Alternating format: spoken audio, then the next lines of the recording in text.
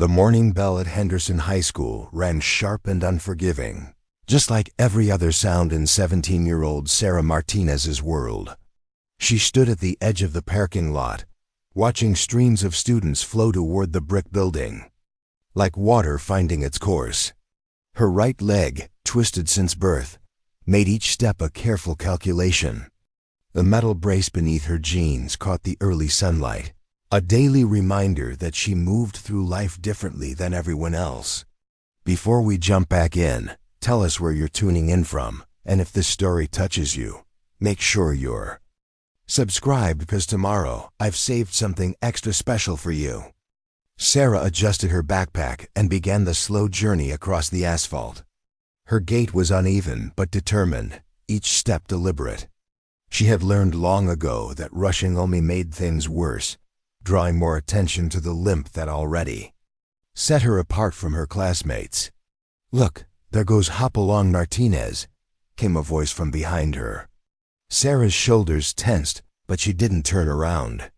She knew the voice belonged to Jessica Chun, the captain of the cheerleading squad whose cruelty was as polished as her perfect ponytail. "I heard she applied to be a crossing guard," another voice chimed in. "Makes sense since she already walks like she's stopping traffic." Laughter erupted from the group.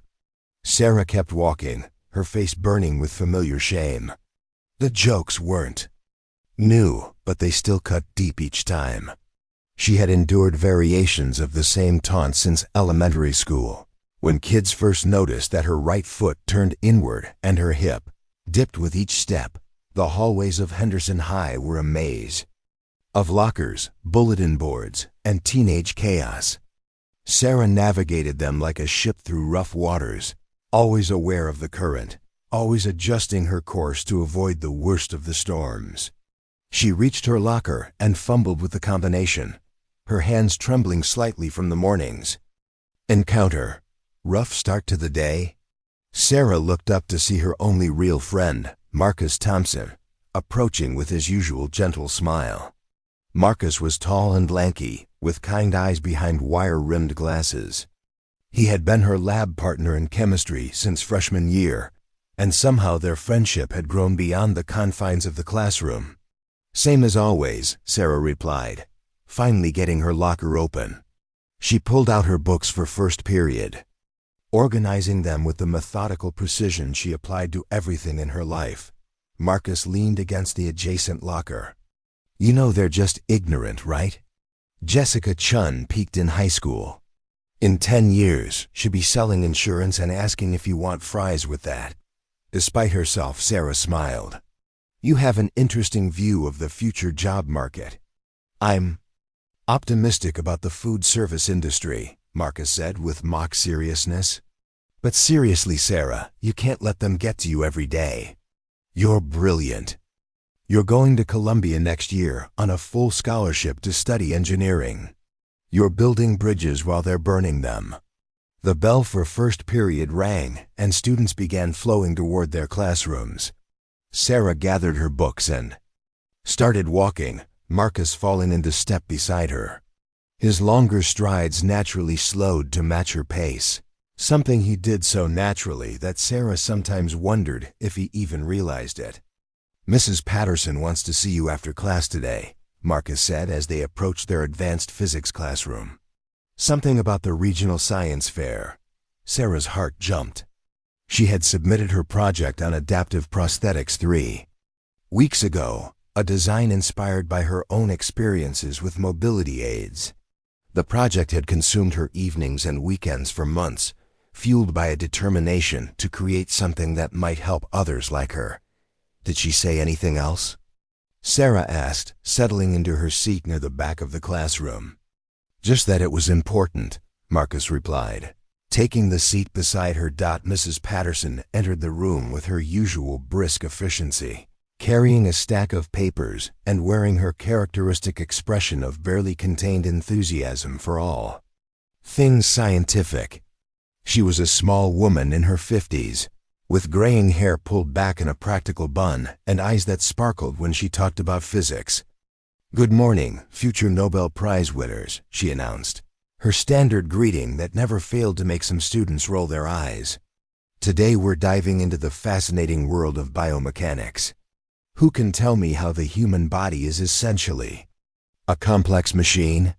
Several hands shot up, but Mrs. Patterson's gaze found Sarah. Miss Martinez, you've done some interesting work in this area. Would you like to start us off? Sarah felt every pair of eyes in the room turn toward her. Her mouth went dry, but she forced herself to speak. The human body uses a system of levers, pulleys, and hinges to create movement. Bones act as levers, muscles provide force, and joints serve as fulcrums. Excellent, Mrs. Patterson said. And what happens when one component of this system doesn't function as expected? Sarah's cheeks reddened. She knew where this was leading. And part of her appreciated Mrs. Patterson's attempt to normalize her condition through academic discussion. But another part of her cringed at being put on display. The body adapts, Sarah said quietly. It finds alternative pathways to achieve the same goals. Sometimes those pathways are more efficient than the original design. Precisely, Mrs. Patterson beamed. Adaptation is one of the most remarkable features of biological systems. Nature doesn't see disabilities. It sees design challenges to be solved. From somewhere in the middle of the classroom, Sarah heard Jessica Chen whisper, "Some challenges are harder to solve than others." A few students snickered, but Mrs. Patterson either didn't hear or chose to ignore the comment. The class continued with Mrs. Patterson, demonstrating various principles of biomechanics using models and diagrams. Sarah took careful notes, her mind already racing ahead to applications for her prosthetics project.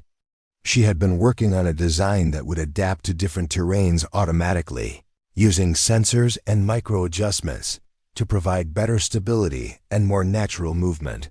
When the bell rang, students began filing out of the classroom. Sarah was packing her books when Mrs. Patterson approached her desk. "Sarah, could you stay for a moment?" Marcus gave her an encouraging nod before heading to his next class. Sarah waited until the room was empty before approaching Mrs. Patterson's desk. "I have some news about your science fair project," Mrs. Patterson said, her eyes bright with excitement. "It's been selected to advance to the state competition."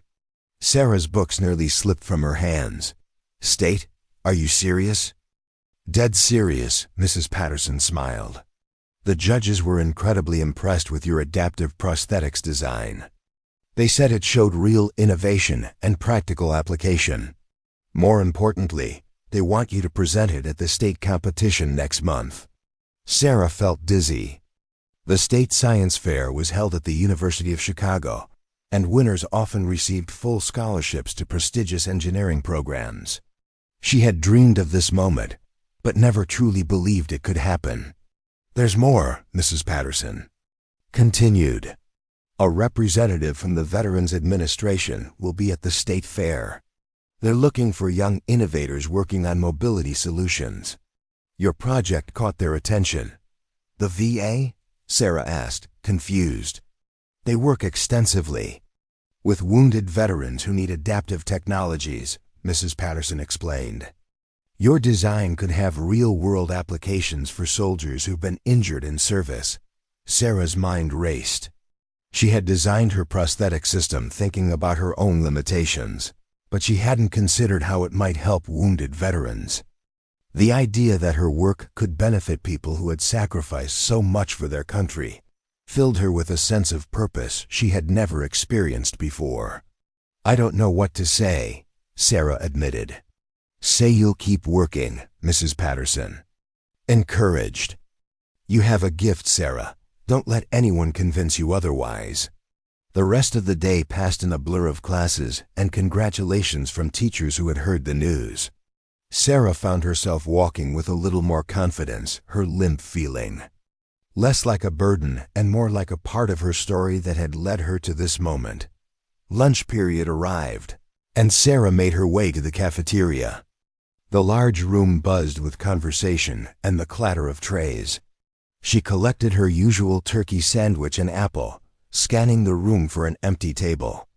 Marcus waved her over to a spot near the windows where he sat with a few other students from their advanced classes. "I heard the good news," said Rachel Kim, a girl from Sarah's calculus class. "State science fair is huge. My cousin went it 3 years ago and got into MIT. "Thanks," Sarah said, settling into her seat. "I still can't believe it's real." "Believe it," said David Rodriguez, another student she knew from academic competitions. "Your prosthetics project is brilliant. My uncle lost his leg in Iraq and he struggles with his current prosthetic every day. Something like what you're designing could change his life." The conversation continued, with students sharing stories of family members or friends who could benefit from adaptive technologies. Sarah felt a warmth she rarely experienced at school, the feeling of being valued for her mind rather than judged for her appearance. Her moment of contentment was shattered when Jessica Chun's voice cut through the cafeteria noise. "I guess they'll let anyone into state competitions these days," Jessica said loudly enough for half the cafeteria to hear. "Maybe they have a special category for inspiration stories." Sarah's face burned with embarrassment. The students at her table fell silent, unsure how to respond. Sarah wanted to disappear, to melt into her chair and avoid the stares that were now focused on her table. "Actually," Marcus said, his voice carrying clearly across the suddenly quiet section of the cafeteria, "they have a category for genius level innovation. Sarah's competing against the brightest students in the state, and she earned her spot through pure intellectual merit. Preparing and narrating this story took us a lot of time, so if you are enjoying it, subscribe to our channel. It means a lot to us. Now back to the story."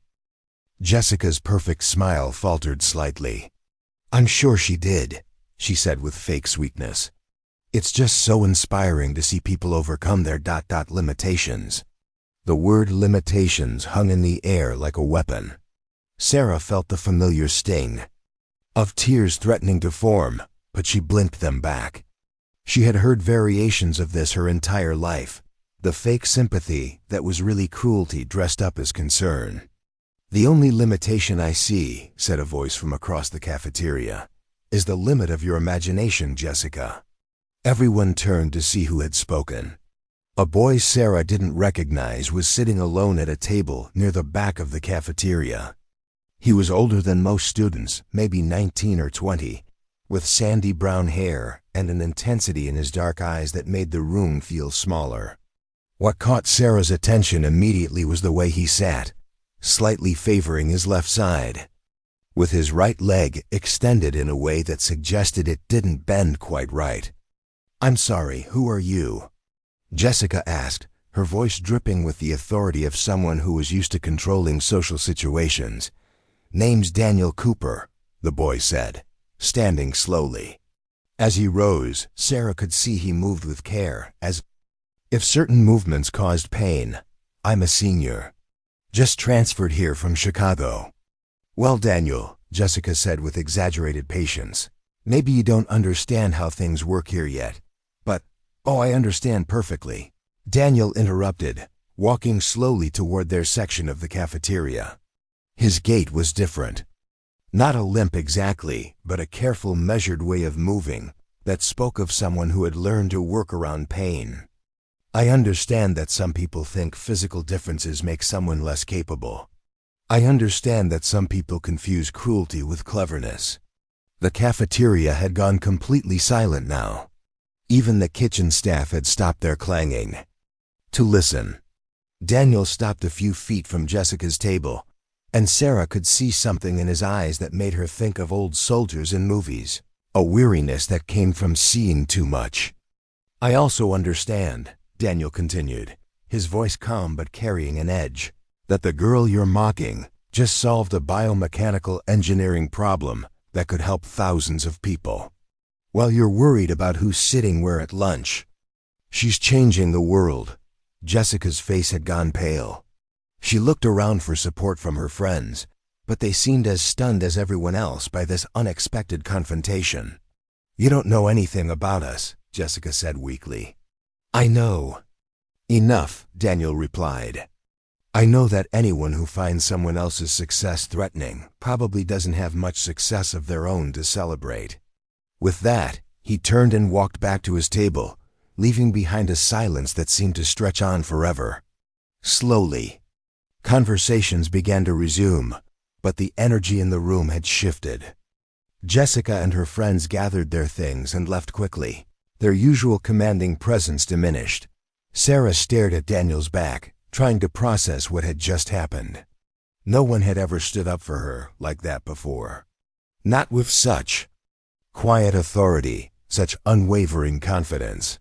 She wanted to go thank him, but something about his solitary posture suggested he preferred to be left alone. The rest of lunch passed quietly. Sarah's friends made an effort to return to normal conversation, but she found herself glancing repeatedly toward Daniel's table. He sat alone, reading what looked like a textbook, occasionally taking notes in a notebook beside his tray. When the lunch bell rang, Sarah gathered her courage and approached his table. Daniel looked up as she approached, and she saw something in his expression soften. "Thank you," Sarah said simply. "For what you said. You didn't have to do that." Daniel closed his textbook and looked at her with eyes that seemed much older than colder than his face suggested. "Yeah, I did," he said quietly. "Some things you can't just let slide." "I'm Sarah Martinez," she said, extending her hand. "Daniel Cooper," he replied, shaking her hand with a grip that was firm but gentle. "I heard about your science fair project." "Adaptive prosthetics, right?" Sarah nodded, surprised. "How did you—" "Word travels fast in a small school," Daniel said with a slight smile. "Besides, I have a personal interest in that kind of technology." For the first time, Sarah noticed the way Daniel's right sleeve was pinned differently than his left, as if accommodating something beneath the fabric. She realized there might be more to his careful movements than she had initially understood. "I'd like to hear about your project sometime," Daniel said, standing slowly. "If you don't mind talking about it." "I'd like that," Sarah said, meaning it more than she expected. Daniel gathered his books and started to walk away, then paused and turned back. "Sarah," he said, his voice serious, "don't let people like Jessica make you smaller. The world needs what you're building." As he walked away, Sarah felt something shift inside her chest. For the first time in years, she didn't feel alone in the hallways of Henderson High School. Someone understood what it was like to move through the world differently, and more importantly, someone saw her as more than her limitations. The afternoon classes passed in a haze of equations and essays, but Sarah's mind kept returning to the encounter in the cafeteria. There had been something in Daniel's eyes when he spoke about her project, a recognition that went beyond academic interest. She found herself wondering about his story, about what had brought him to Henderson High in the middle of senior year, about the careful way he moved through the world. When the final bell rang, Sarah made her way to her locker, moving through the familiar rhythm of books and backpack. The hallways emptied quickly as students rushed toward buses and cars, eager to escape into their afternoon freedom. "Sarah!" Marcus appeared beside her locker, slightly out of breath. "I've been looking for you everywhere. Did you hear what people are saying about lunch? What are they saying?" Sarah asked, though she wasn't sure she wanted to know. "That the new guy totally shut down Jessica Chun," Marcus said with obvious satisfaction. "People are calling it the most epic cafeteria takedown in Henderson High history." Sarah couldn't help but smile at Marcus's enthusiasm. It wasn't that dramatic. "Are you kidding?" Marcus laughed. "Jessica's been the queen of mean around here for 3 years. Nobody's ever stood up to her like that. And he did it for you." The warmth in Sarah's chest intensified. She had spent so many years feeling invisible, feeling like her differences made her a target rather than a person worth defending. But Daniel had seen something worth protecting, something worth speaking up for. "I want to thank him properly," Sarah said, closing her locker. "Do you know anything about him?" Marcus shook his head. Just that he transferred from somewhere in Chicago. He's in Mrs. Peterson's advanced literature class, and apparently he tested into senior-level math, even though it's the middle of the semester. They walked toward the exit together, their conversation mixing with the general noise of students heading home. Outside, the afternoon sun was bright and warm, promising spring after a long winter. Sarah could see Daniel ahead of them, walking alone toward the student parking lot. "Go talk to him," Marcus encouraged. "You've got nothing to lose." Sarah took a deep breath and quickened her pace, catching up to Daniel just as he reached an old blue sedan. The car had seen better days, with a few dents and scratches that spoke of hard use, but it was clean and well-maintained. "Daniel," she called, slightly out of breath from hurrying. He turned, keys in his hand, and smiled when he saw her. "Hey, Sarah, how was the rest of your day?" "Better," she said honestly. "Thanks to you. I wanted to ask, would you maybe want to get coffee sometime? I could show you my project, and maybe—" She trailed off, suddenly feeling awkward. "I'd like that," Daniel said without hesitation. "I don't know the area very well yet. Is there a good place around?" "Here. There's a little cafe downtown called the Bean Counter," Sarah said. "It's quiet, good for talking. Tomorrow after school?" "Perfect," Daniel said, opening his car door. He paused before getting in. "Sarah, what happened today in the cafeteria? That wasn't about being a hero or anything like that. It was about recognizing someone who deserves better than the hand she's been dealt." Sarah felt her throat tighten with emotion. "How do you know I deserve better?" Daniel was quiet for a moment, his hand resting on the car door. When he spoke, his voice was soft but certain. "Because I know what it's like to have people see your limitations before they see you, and I know what it's like to prove them wrong." As Daniel drove away, Sarah stood in the parking lot watching his car disappear down the street.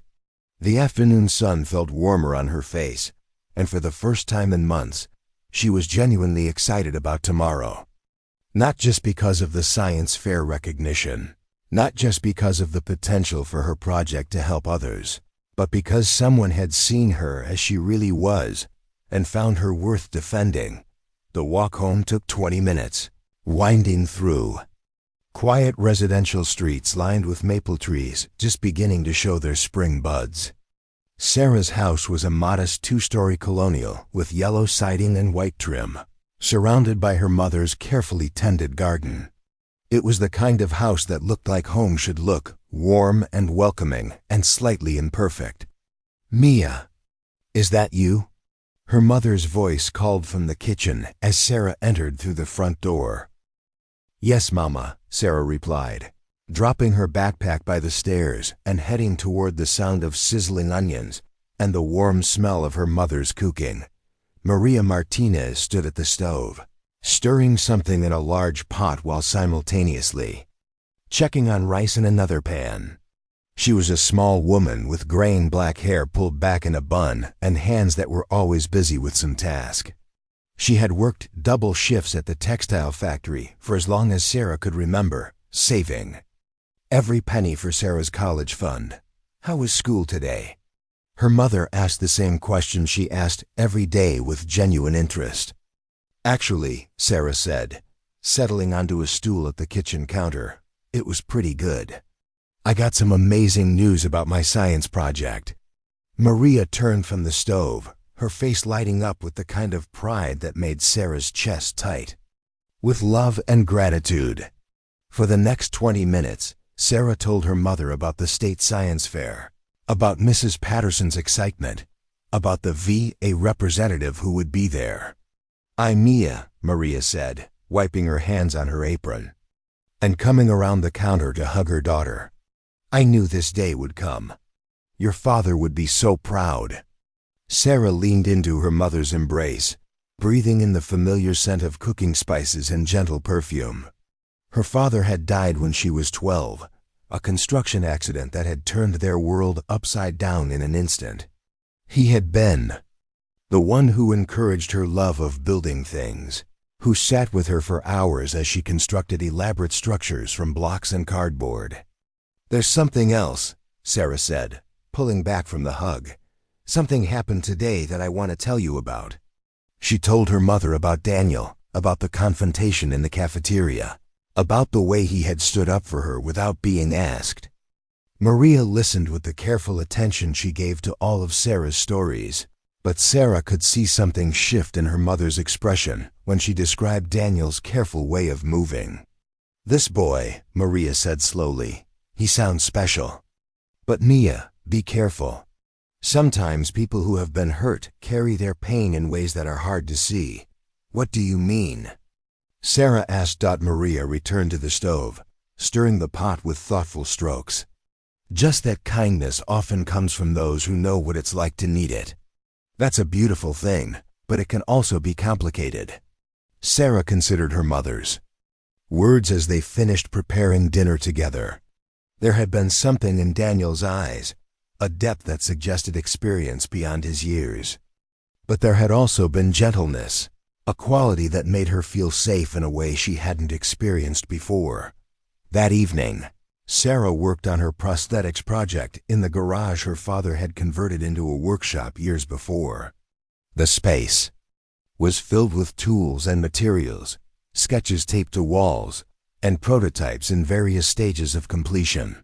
She had spent countless hours here since his death, finding comfort in the smell of wood shavings and metal polish. Tonight, though, her mind kept wandering from equations and design specifications to thoughts of Daniel Cooper. She found herself wondering what his story was, what had brought him to Henderson High, what had given him the confidence to stand up to Jessica Chun when no one else ever had. Around 10 o'clock, she finally gave up trying to concentrate on her work. She cleaned up her tools and headed inside, where her mother was watching the evening news with a cup of tea. "Mama," Sarah said, settling onto the couch beside her, "do you think it's possible for one person to change how you see yourself?" Maria muted the television and turned to study her daughter's face. "What do you mean, Mia?" "I mean, for 17 years I felt like my limp was the first thing people noticed about me. Like it defined everything about who I could be. But today, when Daniel stood up for me, it felt like he saw something else first. Something better." Maria reached over and tucked a strand of hair behind Sarah's ear, a gesture that had comforted Sarah since childhood. "The right person doesn't change how you see yourself, Mia. They help you see what was already there." That night, Sarah lay in bed staring at the ceiling, replaying the day's events in her mind. For the first time in years, she was looking forward to going to school the next day. Not because anything about her circumstances had changed, but because someone had seen past her limitations to the person she was becoming. Outside her window, the spring night was full of possibilities, and Sarah Martinez fell asleep with a smile on her face, dreaming of coffee conversations and the kind of understanding that comes from shared experience. Tomorrow would bring new challenges, but tonight, she felt less alone in facing them. The bean counter sat tucked between a vintage bookstore and a flower shop on Henderson's main street, its windows fogged with steam from the espresso machine and the quiet conversations of after-school students. Sarah arrived 15 minutes early, her nerves making her pace faster than usual despite her uneven gait. She had changed clothes 3 times that morning, finally settling on dark jeans and a soft blue sweater that brought out her eyes. Daniel was already there when she pushed through the glass door, sitting at a corner table with 2 steaming mugs in front of him.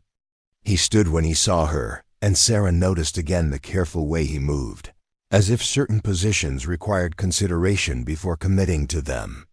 "I wasn't sure what you liked," he said, gesturing to the drinks, "so I got you a caramel latte. If you hate it, we can order something else." "That's perfect," Sarah said, sliding into the chair across from him. The cafe was warm and dimly lit, with exposed brick walls covered in local artwork and shelves lined with books available for browsing. It felt intimate without being overwhelming, exactly the kind of place where real conversations could happen. "So, Daniel said, wrapping his hands around his coffee mug. Tell me about this prosthetics project that's got the whole school talking. Sarah felt her cheeks warm. It's not that impressive, really. I just noticed problems with current designs and tried to think of solutions. From what I heard, you designed an adaptive system that responds to different terrains automatically, Daniel said. That sounds pretty impressive to me. Sarah looked at him carefully, wondering how he knew so much detail about her project. Have you been researching prosthetics? Daniel was quiet for a moment, his fingers tracing the rim of his mug. You could say that. I have what you might call a personal interest in mobility solutions. The cafe buzzed softly around them, but Sarah felt as if they were enclosed in their own private space. She waited, sensing that Daniel was deciding whether to share something important. I was in Afghanistan, he said finally, his voice low. Enough that she had to lean forward to hear him clearly. Last year, IED blast took out our convoy. I was lucky compared to some of the guys in my unit. Sarah's breath caught. You were deployed? But you're only 19, Daniel finished. I enlisted right after high school. My dad was career military, and I thought I knew what I was getting into. He paused, taking a sip of his coffee. Turns out I didn't know anything. Sarah felt a dozen questions rising in her throat, but something in Daniel's expression told her to wait, to let him share what he was comfortable sharing. I spent 8 months in Walter Reed Army Medical Center, Daniel continued. That's where I first saw adaptive prosthetics in action. Guys who'd lost legs, arms, trying to figure out how to live again. The technology is amazing, but it's not perfect. There are still so many problems to solve. Is that why you transferred here? Sarah asked gently. Daniel nodded. My mom moved to Henderson to be closer to her sister after everything happened. I needed a fresh start somewhere where people didn't know my story before I was ready to tell it. Sarah reached across the table and touched his hand briefly. Thank you for telling me. I wanted you to understand why what you're doing matters. So much, Daniel said. It's not just theoretical. Every improvement you make could change someone's life in a real, tangible way.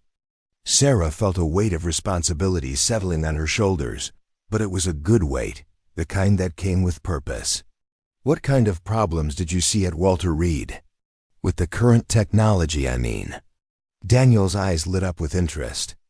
Where do I start?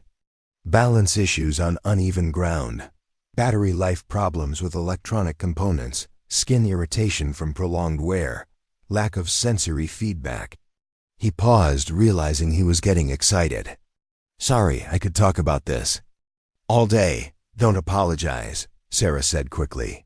This is exactly what I need to hear. I've been working on some of these issues, but I've been guessing about real-world applications. Tell me more about the balance problems. For the next hour, they talked shop.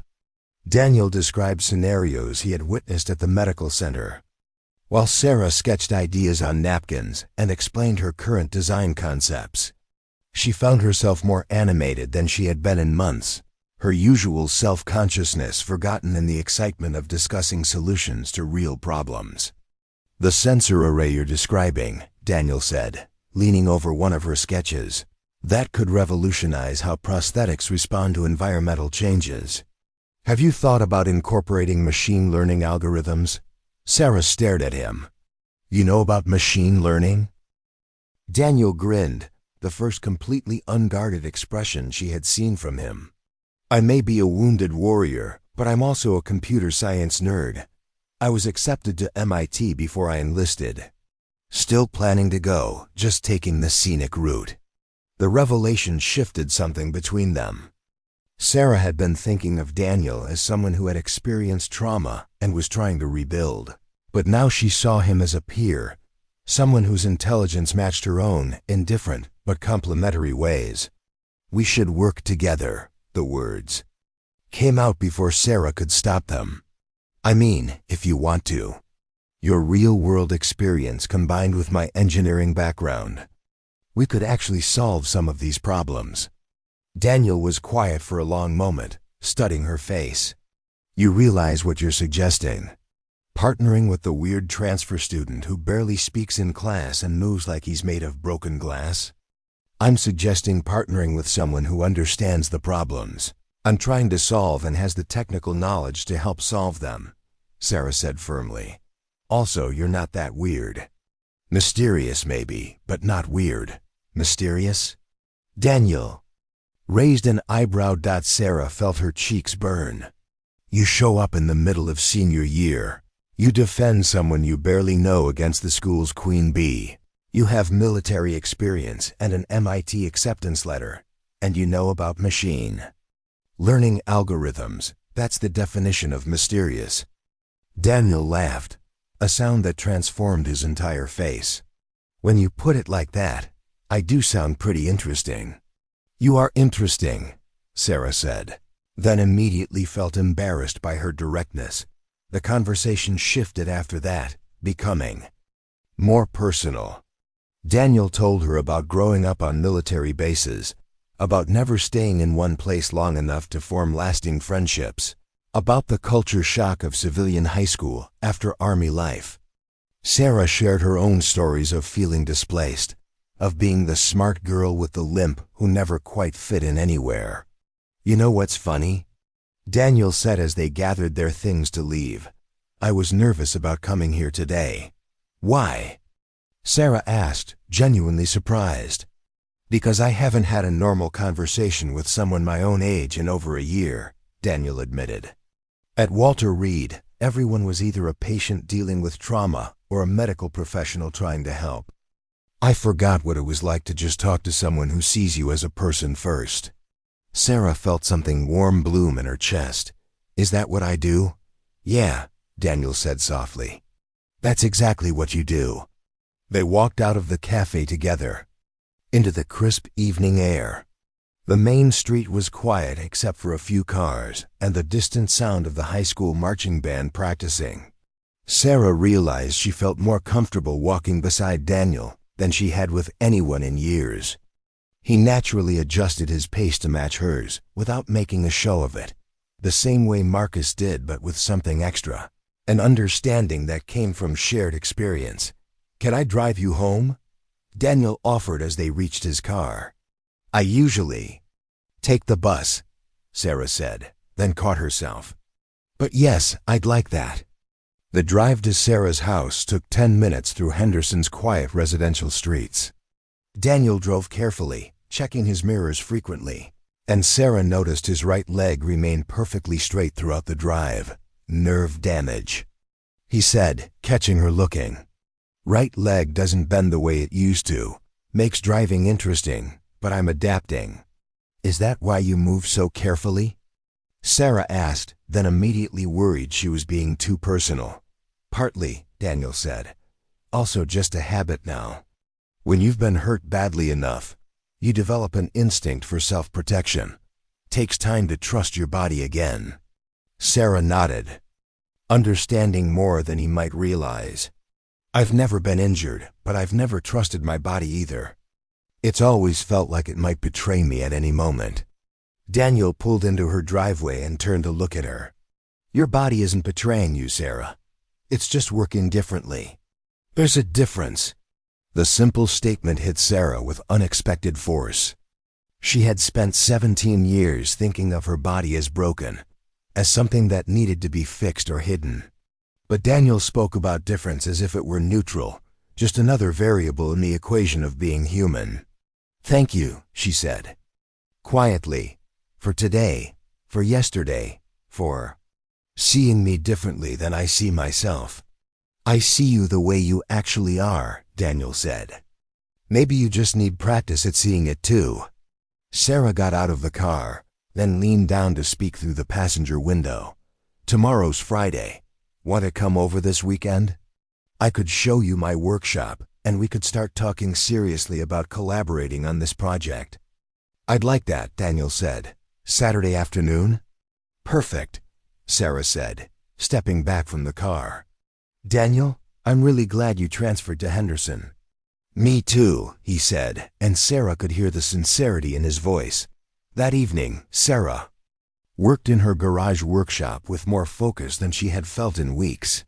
Every design challenge Daniel had mentioned sparked new ideas, new approaches to problems she hadn't even considered. She sketched sensor configurations and drafted algorithms, her mind racing with possibilities.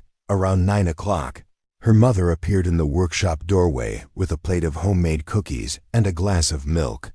"You've been out here for 3 hours, Maria said, settling onto the stool Sarah kept for visitors. "How was your coffee with the mysterious boy?" Sarah looked up from her drawings, realizing she had been so absorbed in work that she hadn't heard her mother come home from her evening shift at the factory. "His name is Daniel Cooper," Sarah said, accepting the milk gratefully. "And he's not mysterious exactly. He's just been through things that most people our age haven't experienced." "What kind of things?" Maria asked, though her tone suggested she already suspected. "He's a veteran," Sarah said simply. "He was injured in Afghanistan and spent months recovering. He knows about prosthetics because he lived in a hospital with people who needed them." Maria was quiet for a moment, studying her daughter's face. "And now he wants to help with your project?" "We want to help each other," Sarah corrected. "He has the computer science knowledge I need, and I have engineering skills he could use. It's a partnership." "Mia," Maria said gently, "be careful not to confuse gratitude with other feelings. Sometimes when someone saves us, we can mistake that for something deeper." Sarah set down her pencil and looked directly at her mother. "This isn't about him defending me yesterday, Mama. This is about finding someone who understands what it's like to move through the world differently, and who sees that difference as a source of strength rather than weakness." Maria smiled, the expression reaching her eyes.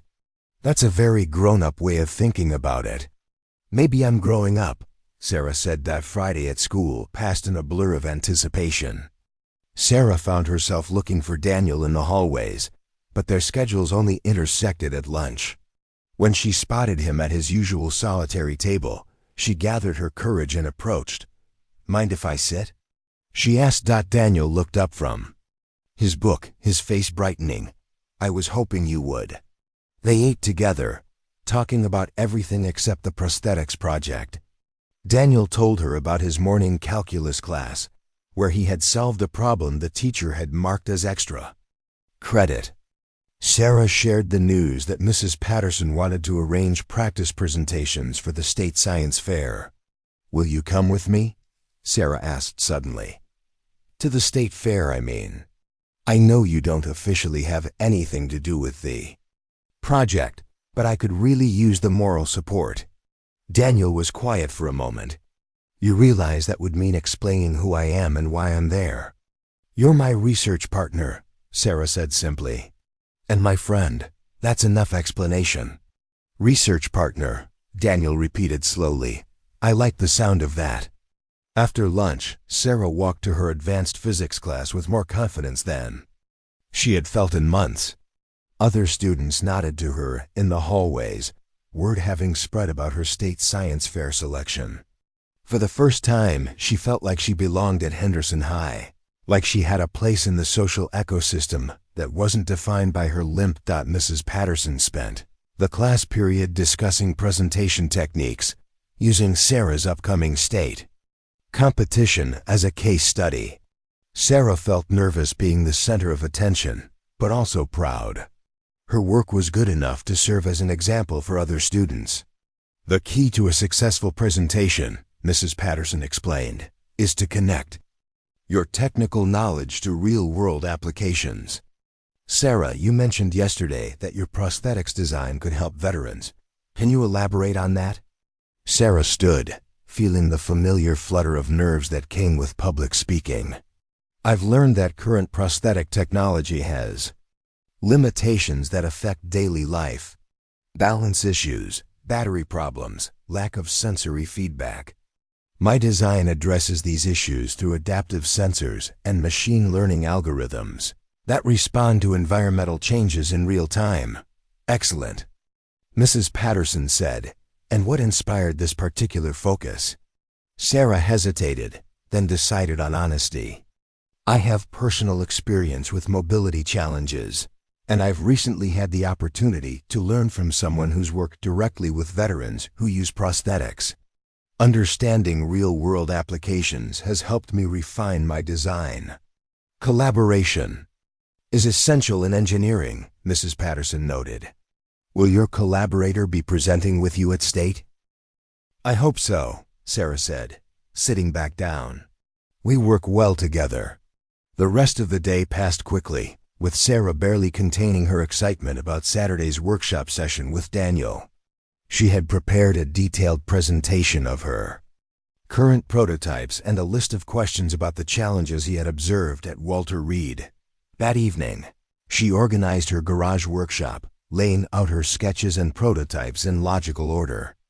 She wanted Daniel to see her work at its best, to understand the potential she saw in their partnership. As she arranged her materials, Sarah reflected on how much her life had changed in just 2 days.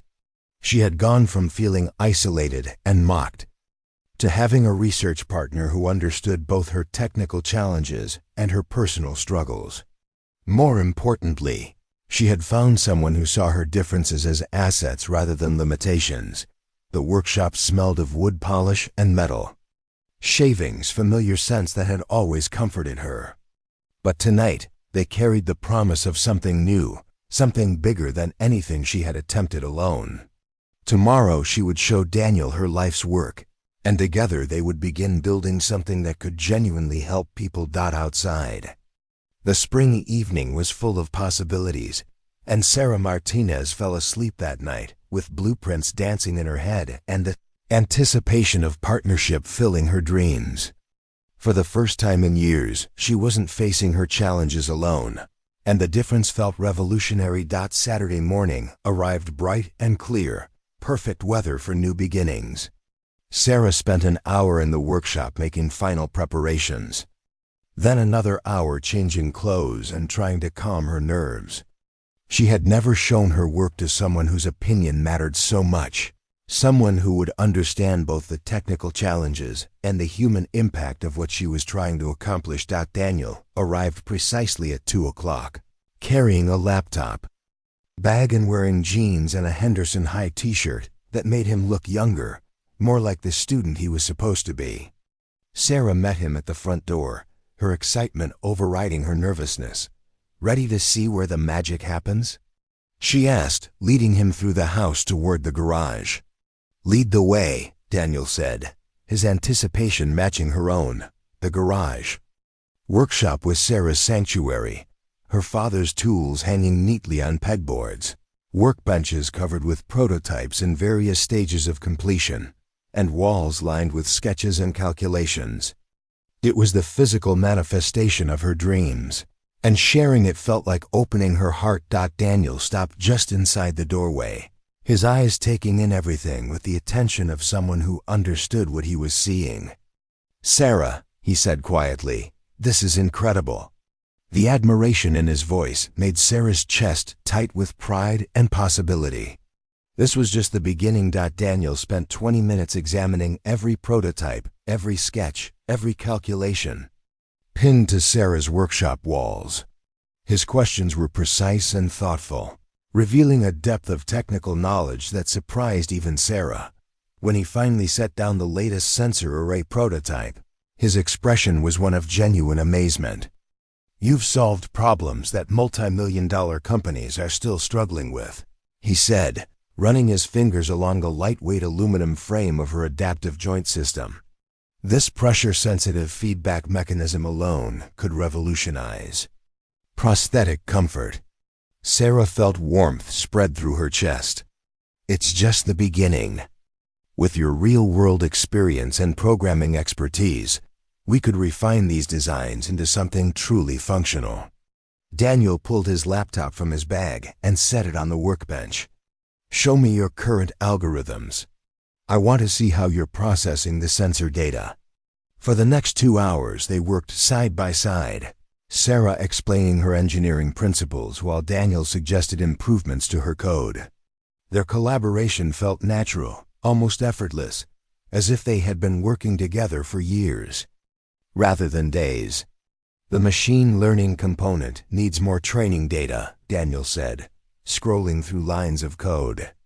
But I know where we can get it. I still have contacts at Walter Reed who might be willing to help with field testing. You'd do that? Sarah asked. Reach out to people from your recovery? Daniel's fingers paused on the keyboard. Those guys saved my life in more ways than one. If we can give them something that makes their lives easier, it's the least I can do. A car door slammed in the driveway, interrupting their work. Sarah looked up to see a black sedan parked behind Daniel's car, and two men in dark suits walking toward the front door. Are you expecting someone? Daniel asked, noticing her confused expression. No, Sarah said, a knot forming in her stomach. My mom's at work, and we never get visitors. The doorbell rang, followed immediately by firm knocking. Sarah and Daniel exchanged glances, both sensing something wasn't right about unannounced. Visitors in expensive suits. Maybe we should see what they want, Sarah said, though every instinct told her to stay hidden in the garage. They walked through the house together. Daniel moving with the careful alertness Sarah had noticed when he first arrived at Henderson High. Through the front window, she could see the two men waiting on the porch, one tall and thin with steel gray hair, the other shorter and stockier. With a permanent scowl, Sarah opened the door but kept the chain lock engaged. Can I help you, Miss Martinez? The taller man spoke with a clipped, official tone. I'm Agent Richardson from the Department of Defense, and this is Agent Walsh. We'd like to speak with you about your recent science fair project. Sarah's blood went cold. I'm sorry, what? Your prosthetics research has come to our attention, Agent Richardson continued. We understand you've developed some innovative technologies that could have national security applications. Daniel stepped closer behind Sarah, his presence both comforting and tense. May we see some identification? He asked quietly. Agent Walsh pulled out a leather wallet and held up an official-looking badge. We're here on routine inquiry, Miss Martinez. Nothing to be concerned about. I'm 17 years old, Sarah said, finding her voice. Shouldn't my mother be here for any official questioning? This is just a preliminary conversation, Agent Richardson assured her. We're hoping you might be willing to share some details about your adaptive sensor technology. Sarah felt Daniel's hand touch her shoulder lightly, a gesture of support that steadied her nerves. I think you should come back when my mother is home, she said firmly. Agent Walsh stepped forward slightly. Miss Martinez, we're aware that you've been collaborating with someone who has military connections. That raises certain security concerns. The words hit Sarah like a physical blow. They knew about Daniel. Somehow, these men had been watching her, tracking her activities, monitoring her friendships. I don't know what you're talking about, Sarah said, though her voice wavered. Daniel Cooper, Agent Richardson said, his eyes shifting to look directly at Daniel through the gap in the door. Former Army specialist, discharged from Walter Reed 6 months ago. Currently enrolled at Henderson High under circumstances that some might consider unusual for a 19-year-old veteran. Daniel's body went rigid behind Sarah. When he spoke, his voice carried the authority of someone accustomed to dealing with military bureaucracy. My enrollment is perfectly legal and properly documented, Daniel said. And my medical discharge is a matter of public record. Of course, Agent Walsh smiled without warmth. We're not questioning your status, Mr. Cooper. We're simply concerned about the nature of your collaboration with Miss Martinez. Sarah's mind raced. How did these men know about their partnership? They had only decided to work together yesterday, and they hadn't told anyone except her mother. Our collaboration is academic, Sarah said carefully. We're both interested in prosthetics technology. I'm sure it is. Agent Richardson nodded. The problem is that your technology, combined with Mr. Cooper's military background and connections, creates a situation that requires oversight. Oversight? Daniel's voice carried a dangerous edge. Are you suggesting that a wounded veteran shouldn't be allowed to help improve the technology that could benefit other wounded veterans? Agent Walsh's expression hardened. We're suggesting that certain technologies require careful handling to ensure they don't fall into the wrong hands. The implication hung in the air like a threat. Sarah realized these men weren't here to support her work or celebrate her achievements. They were here to control it, to decide who could benefit from her innovations and under what circumstances. I think this conversation is over, Sarah said. Starting to close the door, Agent Richardson stepped forward, placing his foot against the doorframe.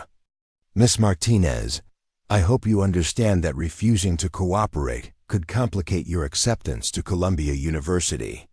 The threat was veiled but unmistakable. Sarah felt the blood drain from her face. Her scholarship to Columbia was everything she had worked for, her ticket to a future where her innovations could make a real difference. You can't threaten a minor, Daniel said, his voice deadly quiet. We're not threatening anyone, Agent Walsh replied smoothly. We're simply explaining the realities of working with sensitive technologies. Sarah looked back at Daniel, seeing something in his eyes she hadn't seen before, a hardness that spoke of experiences far beyond high school hallways and science fairs. This was the soldier, the man who had survived combat and months of painful recovery. What exactly are you asking for? Daniel asked. Mr. Cooper's cooperation in ensuring that Miss Martinez's research is properly channeled through appropriate government oversight, Agent Richardson said, and Miss Martinez's agreement to work exclusively with approved partners on any future developments. Approved partners, Sarah repeated, understanding dawning. You want to control who I work with. We want to ensure national security, Agent Walsh corrected. Daniel stepped forward, positioning himself slightly in front of Sarah. And if we refuse? The two agents exchanged glances. Let's hope it doesn't come to that, Agent Richardson said. We'll be in touch, Miss Martinez. Please consider what we've discussed.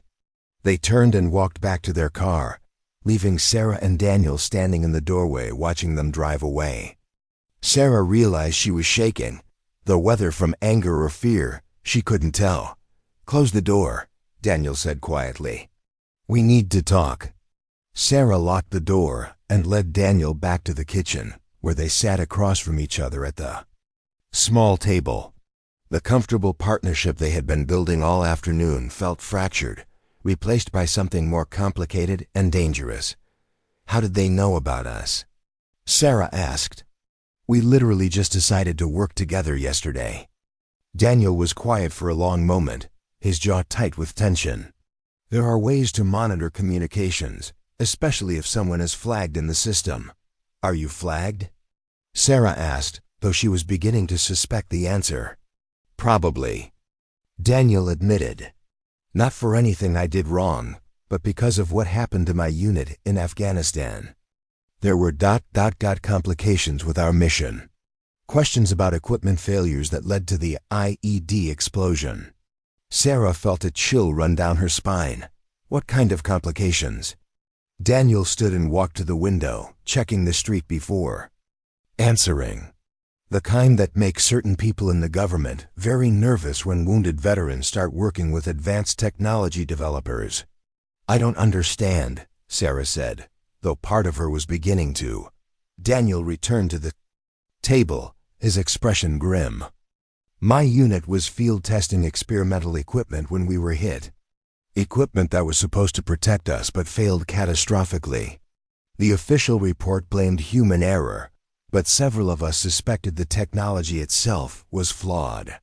Sarah's mind raced, connecting pieces she didn't want to fit together. And now they're worried that you'll help me develop technology that competes with whatever they were testing.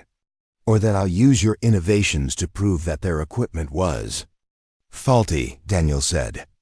Either way, they see our partnership as a threat.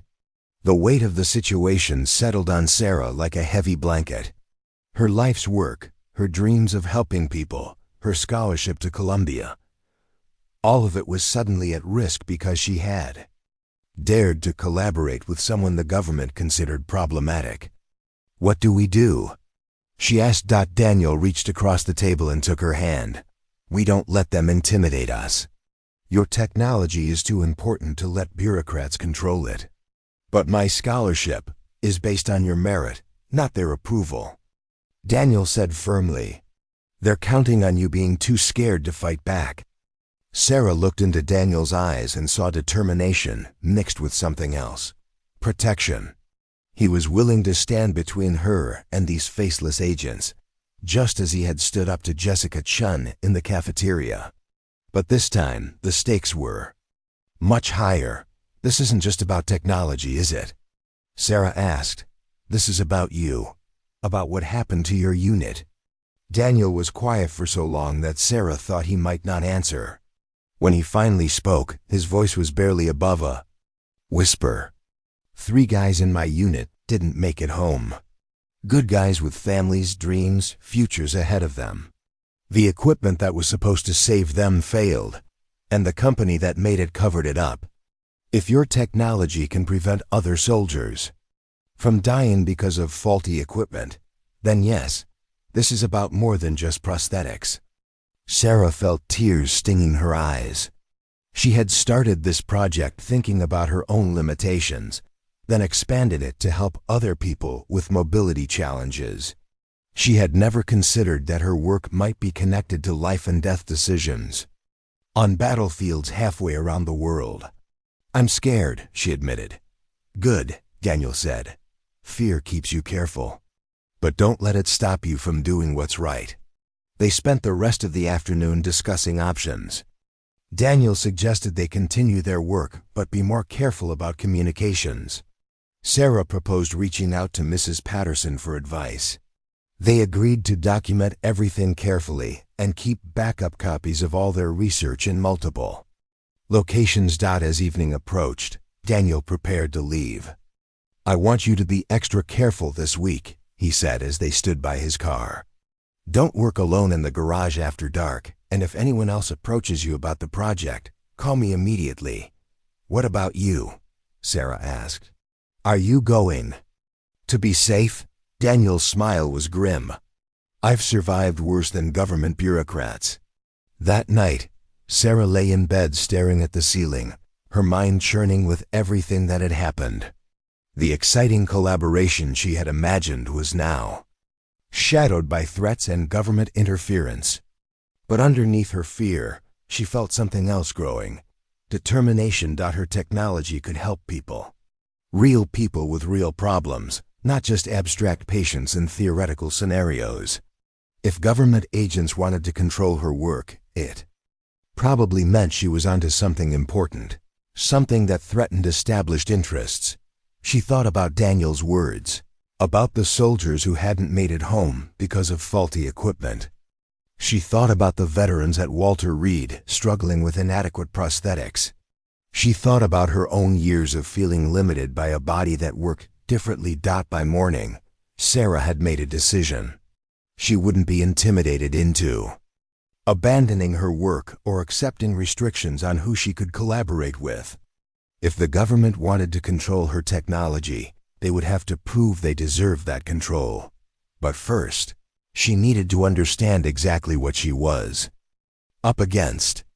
And that meant learning more about what had really happened to Daniel's unit in Afghanistan. Monday morning at Henderson High felt different. Sarah found herself checking over her shoulder in the hallways, wondering if she was being watched.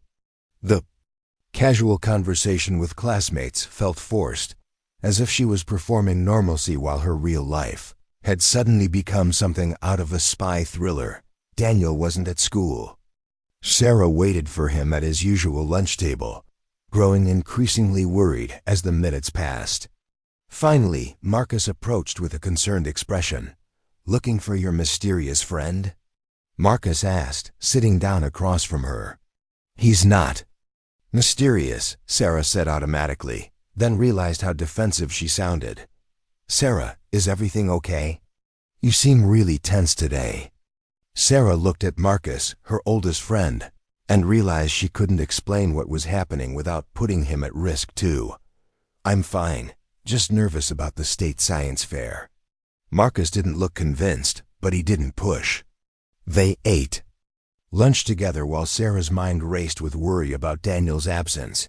Had the agents returned to question him? Had his family decided Henderson was too risky? After school, Sarah drove past Daniel's address, which she had found in the student directory. The modest apartment complex looked normal, but his car wasn't in the parking lot. She sat in her own car for 10 minutes, debating whether to knock on the door, before finally deciding to go home. Her mother was waiting in the kitchen when she arrived, her face serious in a way that made Sarah's stomach clench. "Mia, we need to talk," Maria said. "Some men came to the factory today asking about you." Sarah felt the world tilt beneath her feet. The agents weren't just monitoring her and Daniel. They were investigating her family, her background, looking for pressure points they could use. "What did they want?" Sarah asked, though she already knew. "They asked about your project, about your friends, about our financial situation," Maria said, anger creeping into her voice. "They suggested that your scholarship might be in jeopardy if you made poor choices about your associations." Sarah sank into a chair, overwhelmed by the scope of the threat. These people weren't just trying to control her technology. They were threatening everything she and her mother had worked for. "Mama, I'm so sorry. I never meant for this to happen." Maria moved to stand behind Sarah, placing her hands on her daughter's shoulders. "This is not your fault, Mia.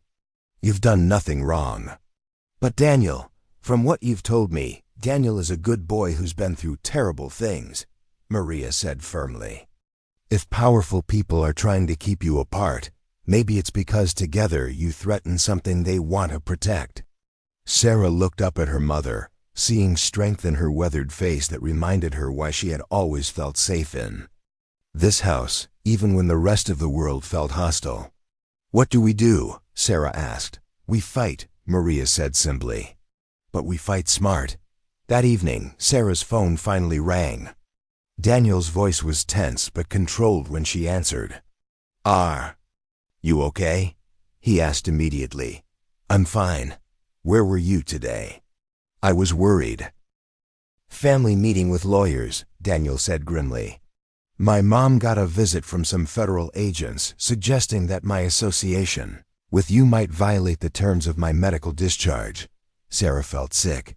"Daniel, I'm so sorry. This is all my fault." "No, it's not," Daniel said firmly. "This is exactly what they want, for us to blame ourselves and pull apart. We're not going to give them that satisfaction." "But if it affects your discharge..." "It won't," Daniel interrupted. "The lawyers confirmed that my medical status is secure, and I have every right to attend high school and work on academic projects. They're bluffing." Sarah felt a surge of relief, followed immediately by renewed determination.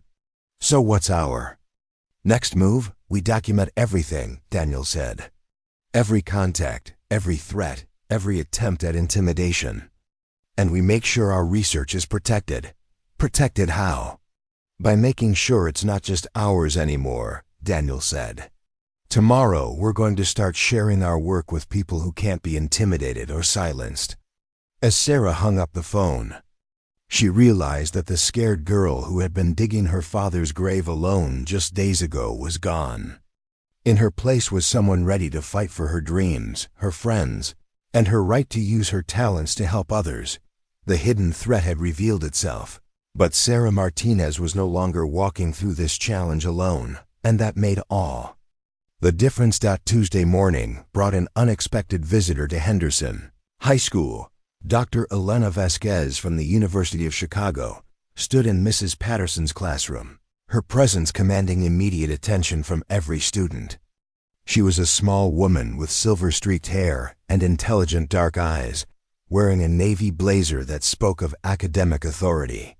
"Class, we have a special guest today," Mrs. Patterson announced, barely containing her excitement. Dr. Vasquez is the director of the Biomedical Engineering Research Institute and one of the judges for the State Science Fair. Sarah felt her stomach drop. She hadn't expected to face a judge before the actual competition, especially not now when government agents were monitoring her every move. Daniel, who had returned to school that morning with dark circles under his eyes, caught her worried glance and nodded almost imperceptibly. "I'm here because one particular project has generated significant interest in our department," Dr. Vasquez said, her gaze finding Sarah immediately. "Miss Martinez, I believe you're working on adaptive prosthetics technology?" "Yes, ma'am," Sarah managed, her voice steadier than she felt. "I'd like to speak with you after class, if that's acceptable. I have some questions about your research methodology and potential applications." The remainder of the physics lesson passed in a blur of electromagnetic theory and equations, but Sarah couldn't concentrate on anything except the approaching conversation. When the bell rang, other students filed out while Sarah gathered her courage and approached Dr. Vasquez's position near Mrs. Patterson's desk. "Miss Martinez," Dr. Vasquez said warmly, "your project proposal was remarkable. But I'm here today because some concerning information has reached our attention." Sarah's blood chilled. "What kind of information?" "We received a call from the Department of Defense suggesting that your research might involve classified military technology," Dr. Vasquez explained. "They recommended that we postpone your participation in the state competition pending a security review." The words hit Sarah like a physical blow. Months of work, her dreams of Columbia, her chance to help veterans like Daniel, all of it crumbling because of faceless bureaucrats who saw her collaboration as a threat. "Dr. Vasquez," Daniel's voice came from the doorway. He entered the classroom with the controlled movement Sarah had learned to recognize as his way of managing pain and stress. "May I join this conversation?" Mrs. Patterson looked confused by the interruption, but Dr. Vasquez studied Daniel with interest. "You are Daniel Cooper?" "I'm Miss Martinez's research partner," Daniel said, positioning himself beside Sarah's chair. "And I believe I'm the reason for the Dodd's concern." Dr. Vasquez raised an eyebrow. "How so?" Daniel reached into his backpack and pulled out a thick folder. "Because 3 months ago, I filed formal complaints with multiple government agencies about the equipment failure that killed 3 members of my unit in Afghanistan. Equipment manufactured by Titan Defense Systems, which happens to hold several patents that Sarah's innovations could render obsolete." Sarah stared at Daniel, pieces of a puzzle she hadn't realized existed suddenly clicking into place. "You never mentioned filing complaints." "I didn't want to involve you in something that dangerous," Daniel said quietly. "But now they've involved you anyway." Dr. Vasquez opened the folder Daniel had placed on Mrs. Patterson's desk, scanning the official-looking documents inside. Her expression grew increasingly grave as she read. "These are serious allegations," she said finally. "Equipment failure resulting in casualties, potential cover-up of design flaws, suppression of incident reports. 3 good soldiers died because Titan Defense Systems prioritized profits over protection," Daniel said, his voice carrying the weight of survivors' guilt. "Their experimental armor system failed catastrophically, but instead of recalling the equipment, they buried the incident reports and blamed human error." Mrs. Patterson had been listening with growing alarm. "Daniel, this sounds incredibly dangerous. Are you saying that Sarah's research threatens this company somehow?" "Sarah's adaptive sensor technology could expose fundamental flaws in Titan's current military contracts," Daniel explained. "If her prosthetics can automatically adjust to environmental conditions and provide real-time feedback, it proves that similar technology should have been included in the protective equipment that failed my unit." Dr. Vasquez closed the folder and looked directly at Sarah. "Miss Martinez, were you aware of these connections when you began your research?" "No," Sarah said honestly. "I started this project because of my own mobility challenges. Meeting Daniel and learning about prosthetics applications came later. But now that you know," Dr. Vasquez continued, "how do you want to proceed?" Sarah looked at Daniel, seeing the tension in his jaw as he waited for her answer. She thought about the agents who had threatened her family, about her mother's worry, about the scholarship that represented her entire future. Then she thought about the soldiers who had died because of faulty equipment, about veterans struggling with inadequate prosthetics, about all the people her technology could help if she was brave enough to continue. "I want to proceed with the truth," Sarah said firmly. "If my technology can prove that better solutions exist, then people deserve to know that." Dr. Vasquez smiled for the first time since entering the classroom.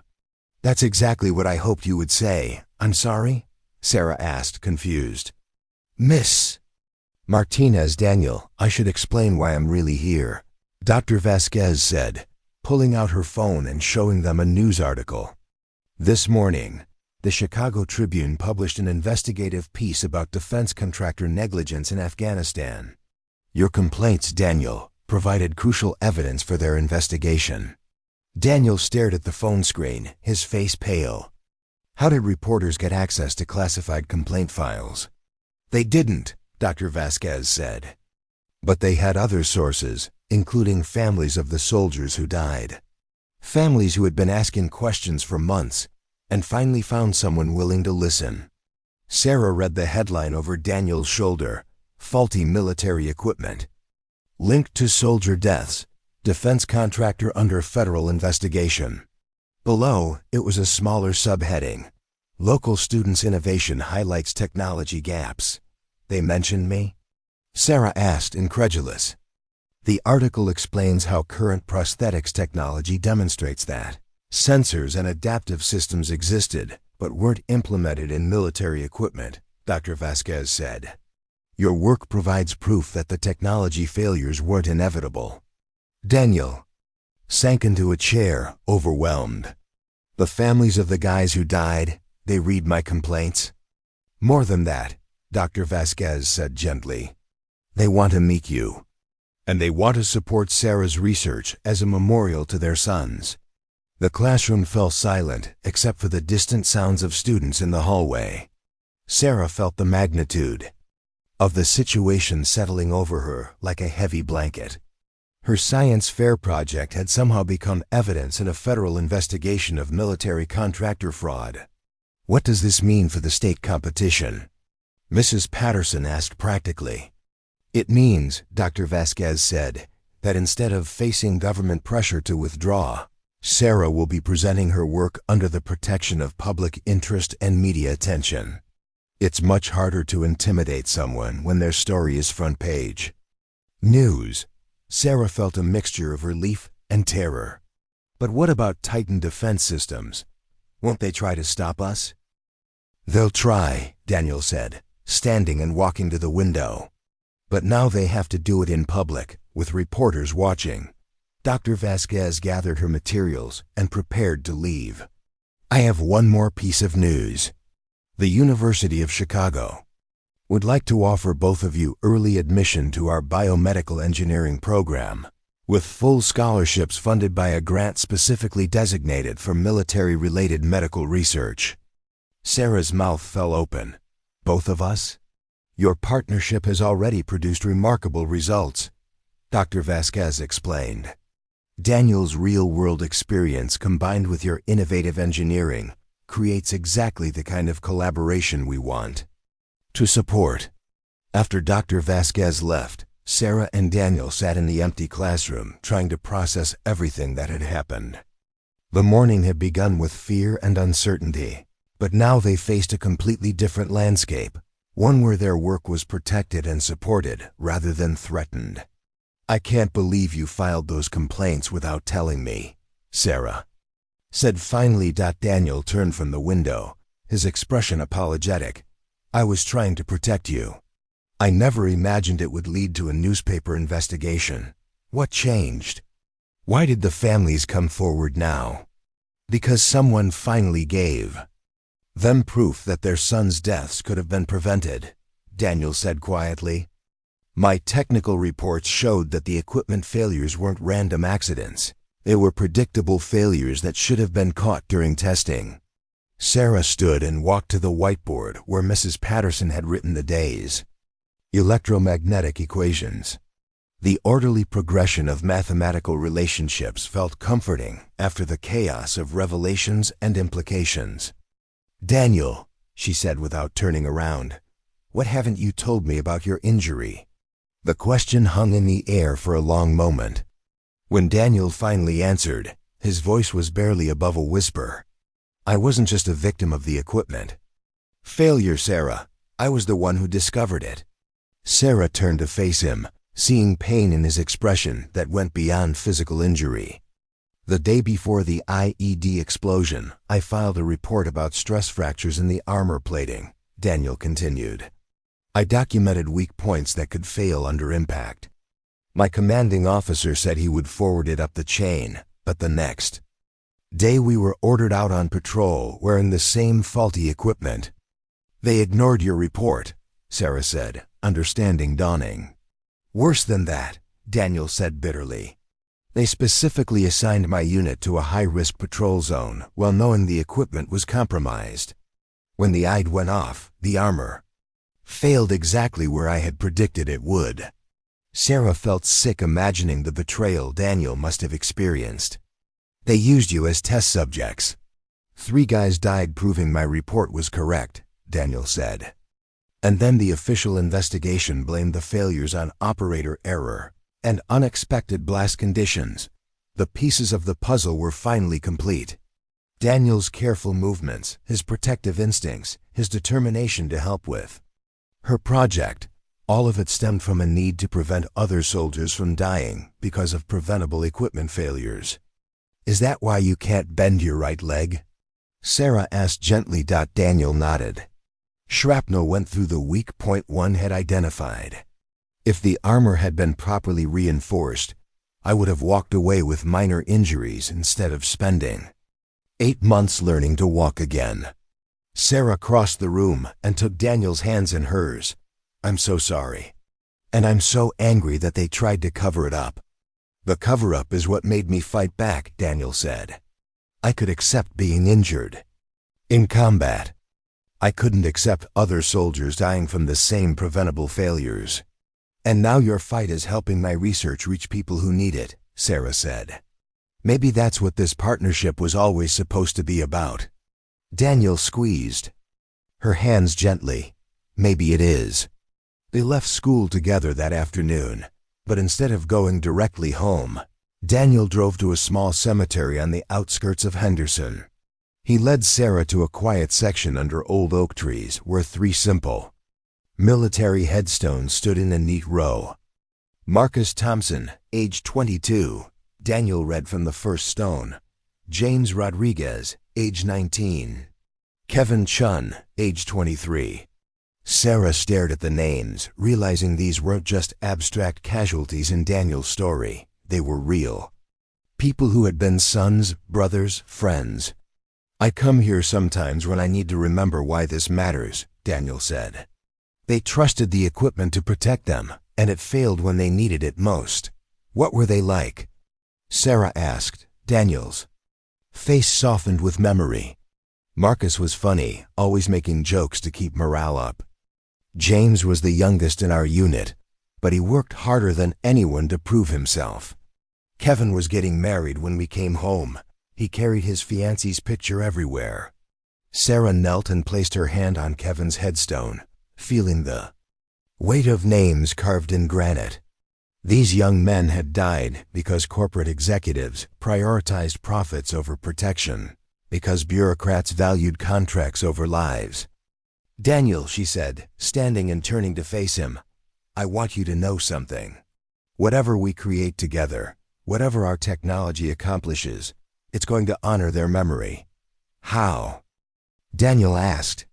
"By making sure no other soldiers die from preventable equipment failures," Sarah said firmly. "By proving that better technology exists and demanding that it be implemented." Daniel pulled her into a hug, and Sarah felt the tension leave his body as he finally allowed himself to believe that justice might be possible. "There's something else I need to tell you," Daniel said as they walked back to his car. "The families Of the guys who died. They want to fund our research. Sarah stopped walking. What do you mean? They're pooling money for a memorial scholarship, Daniel explained. Dr. Vasquez helped them set it up through the University of Chicago. They want to sponsor our work as a living memorial to their sons. Sarah felt tears stinging her eyes. They're willing to do that for strangers? They don't see us as strangers, Daniel said. They see us as the people who might prevent other families from going through what they've experienced. As they drove back toward town, Sarah watched the familiar streets of Henderson pass by and realized everything had changed. Her small-town science fair project had become part of a larger fight for accountability and justice. Her partnership with Daniel had evolved from academic collaboration to something deeper, a shared mission that connected their personal struggles to larger social issues. Are you scared? Daniel asked as he pulled into her driveway. Terrified, Sarah admitted, but also more determined than I've ever been. Good, Daniel said, echoing what he had told her days earlier in her kitchen. Because tomorrow we start fighting back in earnest. That evening, Sarah and her mother sat at the kitchen table reading the Chicago Tribune article on Maria's tablet. The piece was thorough and damning, outlining years of equipment failures, cover-ups, and corporate negligence that had cost lives and endangered soldiers. Mia, Maria said when they finished reading, I'm proud of you for standing up to those government men, but this is bigger than I imagined. I know, Sarah said, but I also know that running away won't solve anything. If Daniel is brave enough to tell the truth about what happened to his unit, I can be brave enough to continue my research. Maria studied her daughter's face, seeing a maturity that hadn't been there a week earlier. Your father would be proud, she said finally. He always said that engineering was about solving problems that mattered to real people. This definitely matters to real people, Sarah agreed. As Sarah prepared for bed that night, her phone buzzed with a text from Daniel. Tomorrow we change the world. Are you ready? Sarah typed back, ready to walk through this challenge together. For the first time since government agents had appeared at her door, Sarah Martinez fell asleep feeling hopeful. The revelation of Daniel's full story had connected her work to something larger than personal achievement or academic recognition. Together, they were fighting for justice, for accountability, and for the principle that innovation should serve people rather than profit. The hidden truth was finally in the light, and with it came both danger and possibility. But Sarah was no longer afraid of walking into an uncertain future, because she wouldn't be walking alone. The state science fair at the University of Chicago was 3 days away when everything began to unravel. Sarah arrived at school Wednesday morning to find her locker broken into, her notebooks scattered on the floor, and her backup hard drive missing. The violation felt personal, intimate, as if someone had rifled through her private thoughts and stolen her dreams. They took the prototype sensor array too, Daniel said, examining the empty container where Sarah had stored her latest design. His face was grim, and Sarah noticed he kept checking the hallway as if expecting more trouble. How did they get past school security? Sarah asked, gathering her scattered papers with trembling hands. Professional job, Daniel replied quietly. This wasn't random vandalism. Someone wanted specific items, and they knew exactly where to find them. Mrs. Patterson arrived at that moment, drawn by the commotion of students gathering around Sarah's destroyed locker. Her expression shifted from concern to anger as she surveyed the damage. This is unacceptable, she declared. I'm calling the police immediately. No, Daniel said quickly. That might make things worse. Mrs. Patterson stared at him. Daniel, someone broke into school property and stole Sarah's research. How could involving the police make things worse? Daniel and Sarah exchanged glances. They hadn't told Mrs. Patterson about the government agents or the connection to Titan Defense Systems. Their physics teacher knew about the newspaper article, but not about the personal threats they had been receiving. "Mrs. Patterson," Sarah said carefully, "there are some complications with my research that go beyond normal academic work." Before Mrs. Patterson could respond, her classroom door opened and Agent Richardson stepped into the hallway. Sarah's blood turned cold as she recognized the tall, gray-haired man who had threatened her scholarship just days earlier. "Miss Martinez." "Mr. Cooper," Agent Richardson said with false politeness. "We need to talk." "Not without lawyers present," Daniel said immediately, positioning himself between Sarah and the agent. "I'm afraid this can't wait," Agent Richardson replied. He gestured, and Agent Walsh emerged from behind a group of curious students. "Your research materials have been confiscated, pending a national security review." Mrs. Patterson stepped forward, her small frame radiating indignation. "Excuse me, but who are you, and by what authority are you harassing my students?" Agent Richardson showed his badge with the weary patience of someone accustomed to dealing with civilian objections. "Department of Defense, ma'am. These students have been working with technologies that require government oversight." "Sarah's prosthetics project?" Mrs. Patterson's voice rose in disbelief. "That's medical research designed to help disabled veterans. How could that possibly threaten national security?" "Ma'am, I'm going to have to ask you to step aside," Agent Walsh said, moving closer to Sarah's locker. "We need to complete our search." "Search?" Mrs. Patterson's voice echoed down the hallway, drawing more attention from teachers and students. "This is a public school, not a military installation. You can't just—" "Actually, they can," came a new voice from behind them. Dr. Vasquez approached with purposeful strides, flanked by two people Sarah didn't recognize, a woman in an expensive suit carrying a briefcase, and a man with a press badge hanging from his neck. Agent Richardson's expression tightened when he saw the newcomers. "Dr. Vasquez, this is a federal matter." "Indeed it is," Dr. Vasquez agreed smoothly. "Which is why I brought Ms. Jennifer Walsh from the American Civil Liberties Union and Mr. David Chun from the Chicago Tribune." Sarah noticed Agent Walsh flinch slightly at the mention of the newspaper. The investigation into Titan defense systems had made the federal agent's position much more precarious. "Dr. Vasquez," Agent Richardson said, his tone becoming more diplomatic, "we're simply conducting a routine security assessment by breaking into a student's locker and stealing her." "Research?" the CLU lawyer asked sharply. "Without a warrant, without notification to her guardian, and without following any of the protocols required for investigating minors?" The reporter was already taking notes, his pen moving rapidly across his notepad. Sarah realized that Dr. Vasquez had anticipated this confrontation and prepared for it. "Furthermore," Dr. Vasquez continued, "Miss Martinez's research is now under the protection of the University of Chicago's Academic Freedom Initiative. Any attempt to suppress or confiscate her work violates both federal research protection laws and academic freedom statutes." Agent Richardson looked frustrated but not defeated. "The technology she's developing has potential military applications that require review. Then submit a formal request through proper channels," the lawyer said crisply. "But these intimidation tactics end now." Daniel stepped closer to Sarah, his voice low but urgent. "We need to get out of here. This standoff won't last long. They'll be back with proper paperwork." Sarah looked around at the crowd of teachers and students watching the confrontation.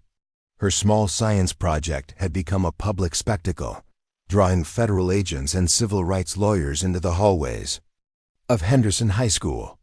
"What about the state competition?" she whispered to Daniel. "We'll figure it out," he promised. "But first we need to protect what's left of your research." Dr. Vasquez approached them while the agents argued with the lawyer. "Sarah, Daniel, I need you to come with me immediately. We have a car waiting." "Are we in trouble?" Sarah asked. "You're in danger," Dr. Vasquez said quietly. The university received intelligence that Titan Defense Systems has hired private contractors to discredit your research. Academic protection only goes so far against corporate espionage. Sarah felt her world tilting. Government agents were one thing, but private contractors sounded much more threatening, less bound by legal restrictions or public oversight. What kind of contractors? Daniel asked, his military training evident in the sharp focus of his attention. The kind that specialize in making problems disappear, Dr. Vasquez said grimly. They left through a side exit while the confrontation continued in the hallway. Dr. Vasquez led them to a black SUV with tinted windows, where two more people waited. A security specialist and another University of Chicago official. Where are we going? Sarah asked as they drove away from Henderson High. Somewhere safe where you can complete your project without interference, Dr. Vasquez explained. The university has a secure research facility that's used for sensitive projects. You'll be able to work there under protection until the state. Competition. Daniel was studying the route they were taking, his expression alert and suspicious. How do we know we can trust you? Dr. Vasquez handed him a folder. Because we've been investigating Titan Defense Systems longer than you have. The university lost 3 graduate students in Afghanistan 2 years ago, students who were conducting research on protective equipment. We have our own reasons for wanting the truth exposed. Sarah opened the folder and found herself looking at photographs of 3 young people in graduation gowns, their faces bright with hope and achievement. Attached to each photo was a military casualty report detailing their deaths in the same type of equipment failure that had killed Daniels. Unit members, graduate students were deployed? Sarah asked, confused. Military Research Fellowship Program, Dr. Vasquez explained. Brilliant young engineers working on next-generation protective systems. They died testing equipment that Titan Defense Systems claimed was ready for field deployment. Daniel studied the casualty reports with the grim expertise of someone who had read too many such documents. Same failure patterns, he said quietly. Stress fractures in the armor plating, sensor malfunctions, inadequate impact distribution. 6 young people dead because a corporation prioritized profit margins over safety protocols, Dr. Vasquez said.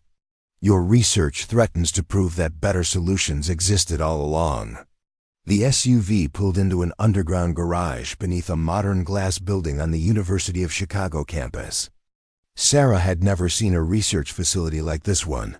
Multiple security checkpoints, biometric scanners, and corridors lined with laboratories containing equipment she could only dream of using. This is incredible, Sarah breathed as Dr. Vasquez led them into a fully equipped biomedical engineering lab. This is where you'll recreate your research, Dr. Vasquez said. Everything you need is here, plus equipment that far exceeds what you had in your garage workshop. Daniel walked to the computer terminals, examining the processing power available. We can run much more sophisticated simulations here. Test algorithms that would have taken weeks to process on our laptops. How long do we have? Sarah asked. 2 days, Dr. Vasquez said. The state competition is Friday, and we want you there with a presentation that no one can dispute or discredit. For the next 8 hours, Sarah and Daniel worked with an intensity born of desperation and determination.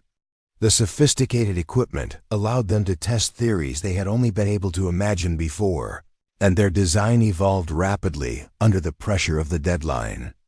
Look at this, Sarah called excitedly, pointing to a computer simulation of her prosthetic joint system.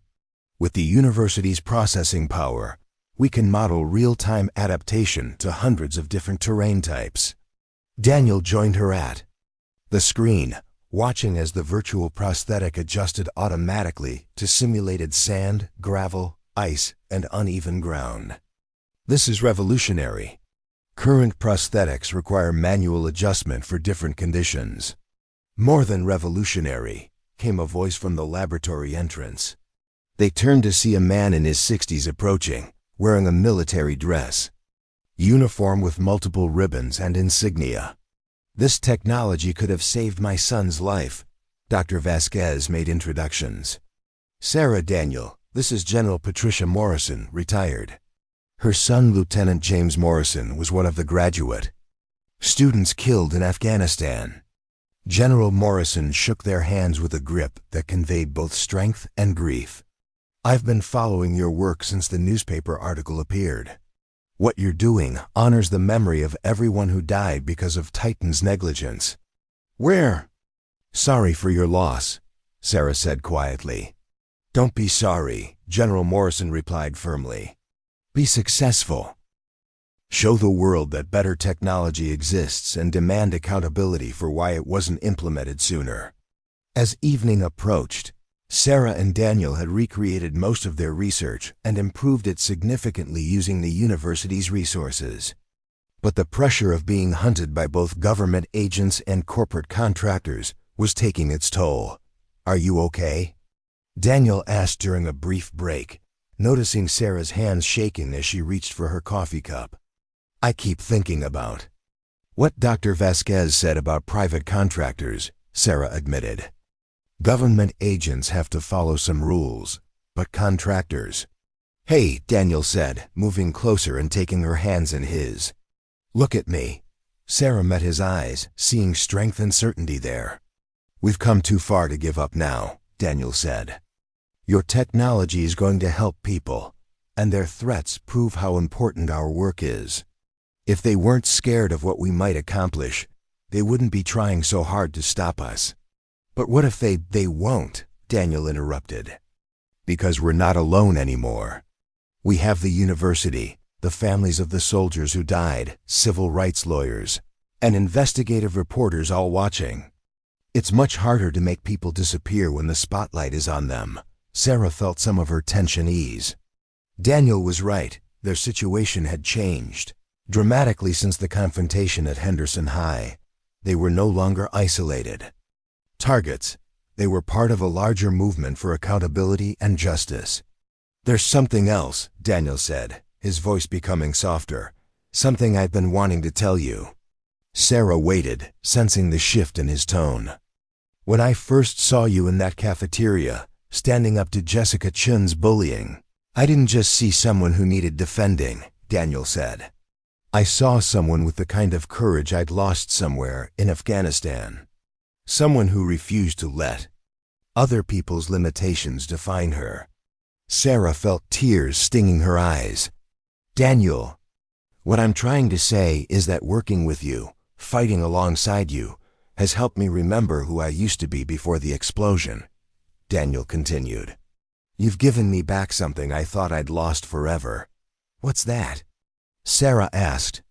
Quietly, hope, Daniel said simply.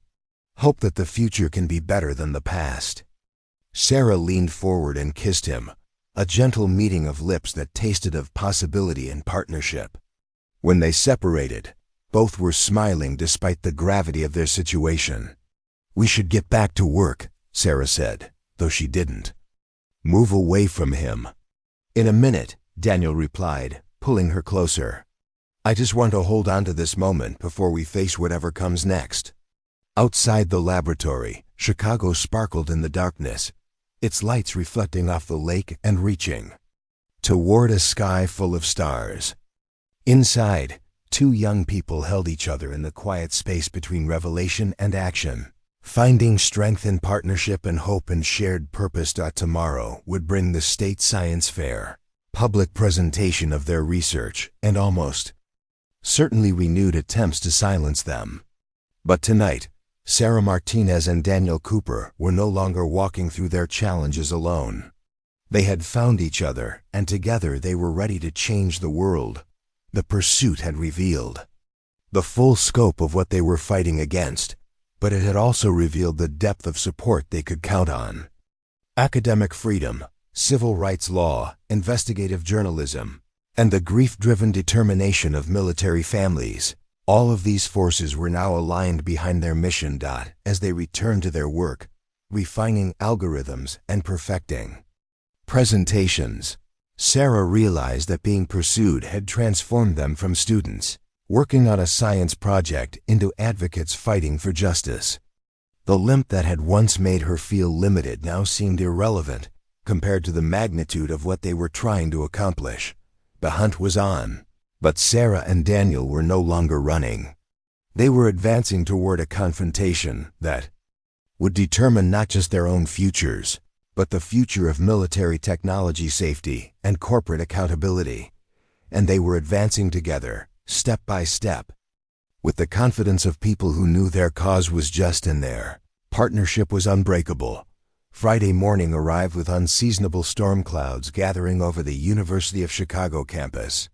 Sarah stood before the mirror in the small apartment Dr. Vasquez had arranged for her and Daniel, adjusting the navy blazer her mother had driven up to deliver the night before. Today was the state science fair, and everything they had worked for would be decided in the next few hours. "You look nervous," Daniel observed, emerging from the adjoining room in a crisp white shirt and dark tie. The formal clothes transformed him, making him appear older, more authoritative than the careful student she had first met at Henderson High. "I am nervous," Sarah admitted, checking her presentation materials one final time. "What if they challenge our data? What if Titan's people are in the audience? What if—" Daniel crossed the room and placed his hands gently on her shoulders. "Sarah, listen to me. We have the truth. We have the technology. We have the support of people who matter. That's more than enough." A knock at the door interrupted them. Dr. Vasquez entered with her usual purposeful energy, but Sarah noticed tension around her eyes that hadn't been there the day before. "Are you ready?" Dr. Vasquez asked, then continued without waiting for an answer. "We need to discuss some last-minute developments." Sarah felt her stomach clench. "What kind of developments?" "3 things," Dr. Vasquez said, settling into a chair and gesturing for them to sit. "First, the good news. General Morrison has arranged for 5 wounded veterans to attend your presentation as expert witnesses. Their testimony about current prosthetics limitations will strengthen your case significantly." "That's incredible," Daniel said. "Who are they?" "Soldiers from Walter Reed who volunteered to speak about their experiences with adaptive technology," Dr. Vasquez explained. "People whose lives could be directly improved by your innovations." Sarah felt a surge of gratitude mixed with responsibility. "What's the second development?" Dr. Vasquez's expression grew more serious. "Titan Defense Systems has sent representatives to the science fair. They're claiming they want to discuss potential collaboration, but we suspect they're planning to challenge your findings publicly." "Let them come," Daniel said grimly. "We have documentation proving their equipment failures cost lives." "Which brings me to the third development," Dr. Vasquez said. "The FBI has opened a formal investigation into Titan's military contracts. They want to interview both of you after your presentation today." Sarah felt the walls of the small apartment closing in around her. What had started as a high school science project was now at the center of a federal criminal investigation. We going to be okay?" she asked quietly. "You're going to be fine," Dr. Vasquez assured her. "But I want you to understand the stakes. Your presentation today won't just determine whether you win a science fair. It could influence a federal case that affects military procurement policy for years to come." An hour later, they arrived at the McCormick Place Convention Center, where the state science fair occupied an enormous exhibition hall filled with hundreds of student projects. Sarah's presentation was scheduled for the main auditorium at 2:00, giving them time to tour other exhibits and calm their nerves. "Look at this," Daniel said, pausing at a display about renewable energy systems. "When I was your age, I thought the biggest problems in the world were who to ask to prom and whether I'd pass calculus." Sarah smiled despite her nervousness. "What made you grow up so fast?" "War has a way of putting things in perspective," Daniel said quietly. "But so does meeting someone who reminds you that intelligence and courage can change the world." They wandered through the exhibitions, occasionally stopping to discuss innovative approaches or clever solutions. Sarah found herself relaxing as she remembered why she loved engineering in the first place.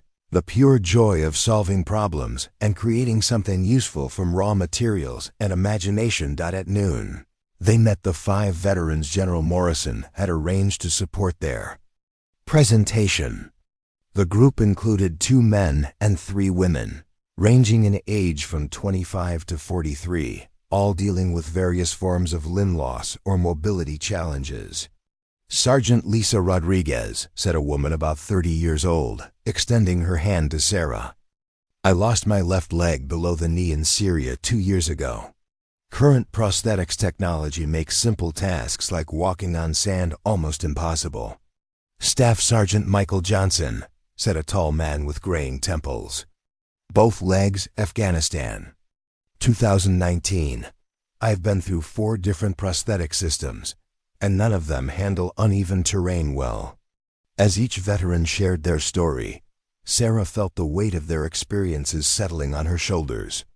These weren't theoretical users she was designing for. They were real people whose daily lives were constrained by the limitations of current technology. What we've seen of your adaptive sensor system gives us hope, said Corporal Jennifer Wong, the youngest of the group. Current prosthetics require constant conscious adjustment. Your design could allow unconscious automatic adaptation. That's exactly what we're aiming for, Sarah said, feeling her confidence growing. Prosthetics that respond to environmental changes the way natural limbs do. At 1:30, they made their way to the main auditorium, where a crowd of judges, students, teachers, and observers had gathered. Sarah spotted familiar faces, Mrs. Patterson sitting in the front row with Marcus and several other Henderson high students, her mother in a section reserved for families, and Dr. Vasquez near the judges' table. She also noticed less welcome faces. 3 men in expensive suits sat together near the back, their posture and attention suggesting they were the Titan Defense Systems representatives Dr. Vasquez had warned about. Ladies and gentlemen, announced the competition director, our final presentation of the day comes from Henderson High School. Please welcome Sarah Martinez and Daniel Cooper, presenting Adaptive Prosthetics, Real-Time Environmental Response Systems. Sarah walked to the podium on legs that felt steadier than they had in days. Her limp seemed less pronounced, less significant, compared to the magnitude of what she was about to share. Daniel took his position at the laptop controlling their slides, and the 5 veterans arranged themselves in chairs to the side of the stage. 2 years ago, Sarah began, her voice carrying clearly through the auditorium. I started this project because I was frustrated with my own mobility limitations. I wanted to understand why some movements felt impossible, why my body seemed to work against me instead of with me. She clicked to the first slide, showing early sketches and calculations. What I discovered was that the problem wasn't with my body. It was with the assumption that adaptation to different environments should be conscious and manual, rather than automatic and responsive. The presentation flowed smoothly as Sarah explained her research methodology, her engineering solutions, and the potential applications of her technology. Daniel provided technical details about the computer algorithms and sensor systems, while the veterans offered real-world examples of how current prosthetics failed to meet their needs. The key innovation, Sarah continued, reaching the heart of her presentation, is a machine learning system that responds to environmental data faster than conscious thought. Users don't have to think about adjusting to sand, gravel, ice, or stairs. The prosthetic adapts automatically. From the audience, she could see judges leaning forward with interest, teachers taking notes, and her mother wiping tears from her eyes. But she also noticed the Titan representatives whispering among themselves, their expressions growing more concerned as the presentation progressed. Our research has broader implications beyond prosthetics, Daniel added, advancing to slides showing military applications. The same adaptive principles could be applied to protective equipment, ensuring that armor systems respond appropriately to different threat environments. One of the Titan representatives stood abruptly and walked toward the exit, pulling out his phone. Sarah felt a chill of apprehension, but continued with her presentation. "We believe," Sarah concluded, "that adaptive technology represents the future of both medical devices and protective equipment. By learning from environmental changes rather than requiring manual adjustment, these systems could save lives and improve quality of life for millions of people." The auditorium erupted in applause. Judges immediately began asking detailed technical questions, which Sarah and Daniel answered with confidence. The veterans added testimonials about how such technology could transform their daily experiences. "Miss Martinez," said one judge, "have you considered the commercial applications of this technology?" Before Sarah could answer, one of the remaining Titan representatives stood up. "If I may," he called out loudly, "I'd like to address some concerns about the claims being made." The auditorium fell silent. Dr. Vasquez rose from her seat, her expression alert and protective. "And you are?" asked the competition director. "Robert Hayes, Director of Research and Development for Titan Defense Systems," the man said, walking toward the stage with calculated authority. "We've reviewed Miss Martinez's research, and while it's impressive for a high school project, there are significant flaws in her methodology and conclusions." Sarah felt her face flush with anger and embarrassment. This was exactly what she had feared, a public challenge to her work by someone with more credentials and corporate backing. "What specific flaws?" Daniel asked, his voice carrying the edge Sarah had learned to recognize as dangerous. Hayes smiled condescendingly. "The assumption that adaptive systems are inherently superior to manual control systems, for one. Our extensive field testing has shown that soldiers prefer conscious control over their equipment, rather than automated responses they can't predict or override." General Morrison stood up from her seat in the family section. "Mr. Hayes, I'm General Patricia Morrison, retired. Are you referring to the same field testing that resulted in the deaths of 6 service members due to equipment failures?" Hayes's confident expression faltered slightly. "General, those incidents involved operator error, not system failures." "That's a lie," Daniel said, stepping forward from the laptop. "I was there. I filed the reports documenting the system failures. That killed 3 members of my unit." The auditorium buzzed with tension as the confrontation escalated. Sarah realized this moment had been inevitable, a public reckoning between truth and corporate spin, between innovation and established interests. "Mr. Cooper," Haas said, recovering his composure, "you were a traumatized soldier dealing with severe injuries. Your perceptions of what happened may not reflect technical reality." The words hit Daniel like a physical blow. Sarah saw him flinch, saw doubt creep into his expression as Hayes attacked not just his testimony, but his mental stability. "Don't you dare," Sarah said, her voice cutting through the auditorium like a blade. "Don't you dare dismiss his experience or his expertise." She stepped away from the podium and walked directly toward Hayes, her limp more pronounced as emotion affected her movement. But instead of feeling self-conscious, she felt powerful, as if her difference gave her authority to speak for everyone who had been dismissed or underestimated. "Daniel Cooper is one of the most intelligent, capable, and honest people I've ever met," Sarah continued, her voice growing stronger with each word. "He survived an explosion caused by your faulty equipment, spent months learning to walk again, and then had the courage to speak truth to power when your company tried to cover up what happened."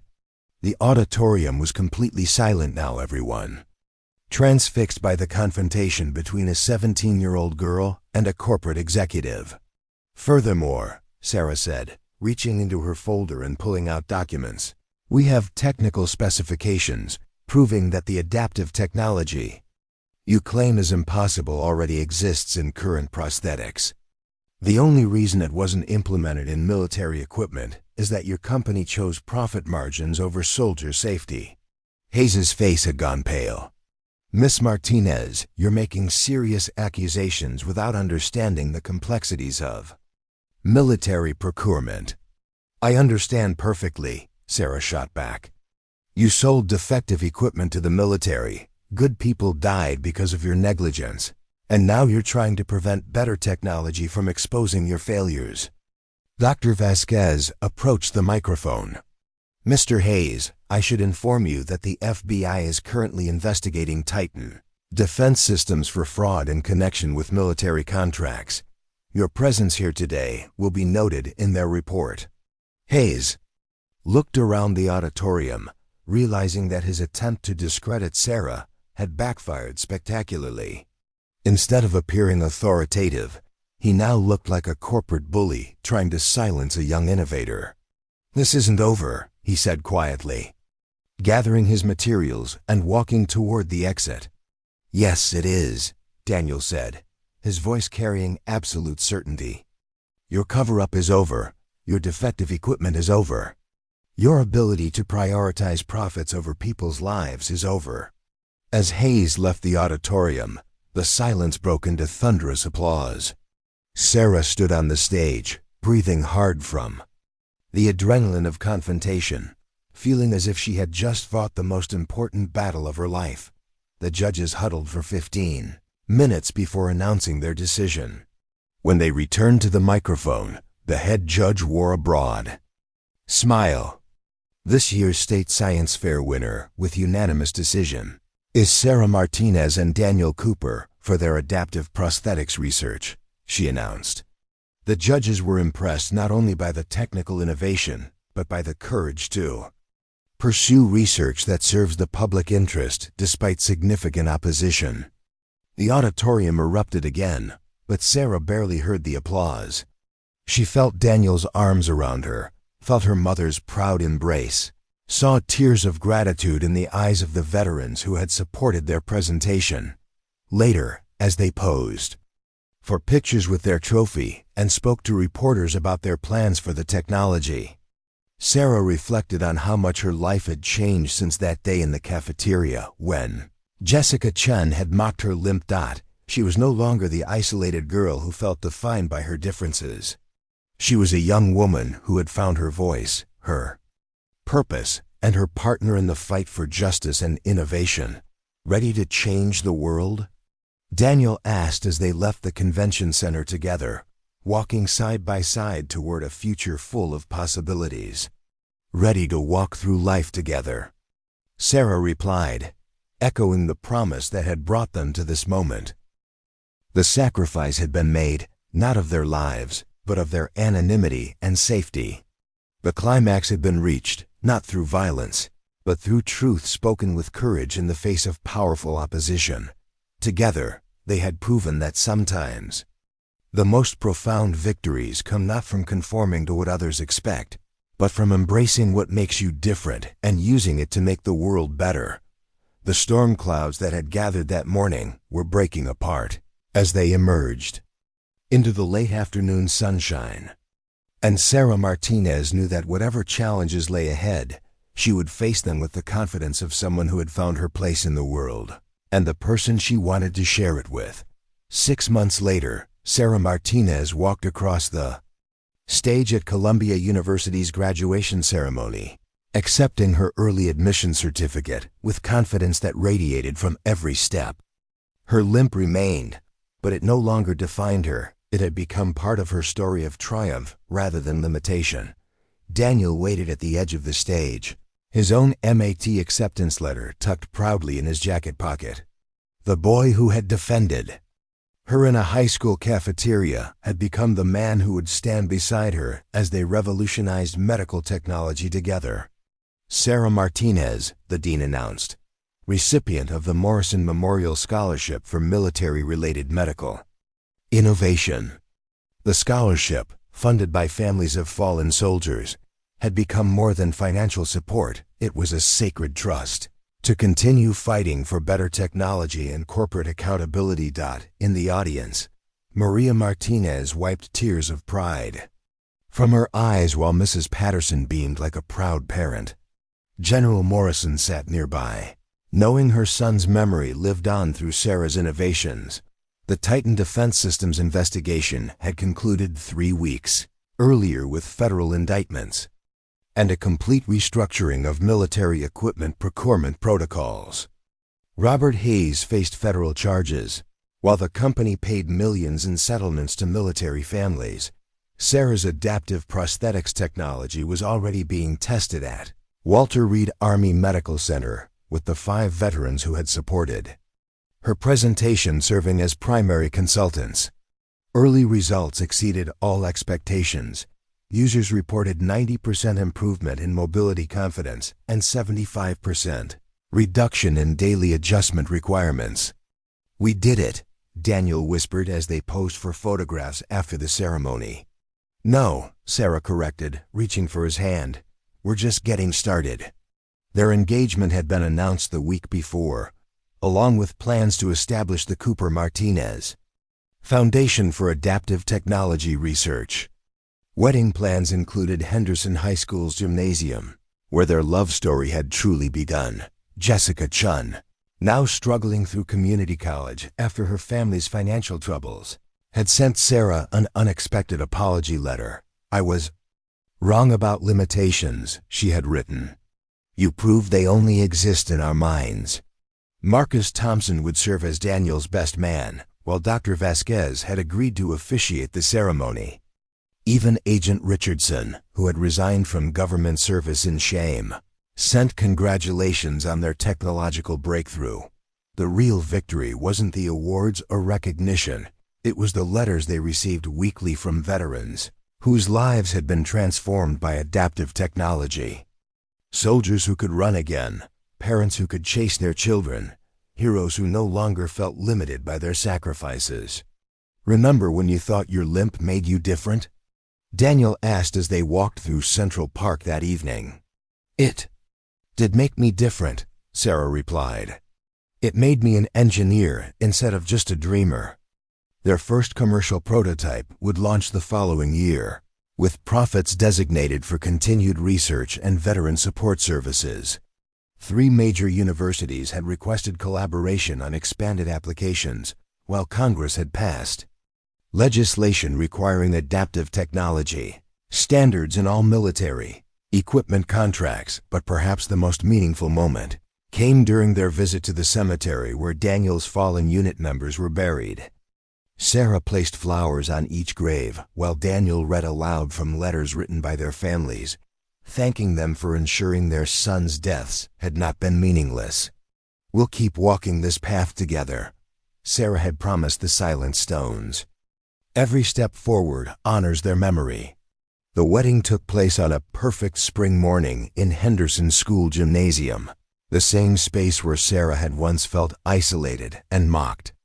Now it overflowed with scientists, veterans, family members, and government officials who had come to celebrate not just a marriage, but a partnership that had already changed countless lives.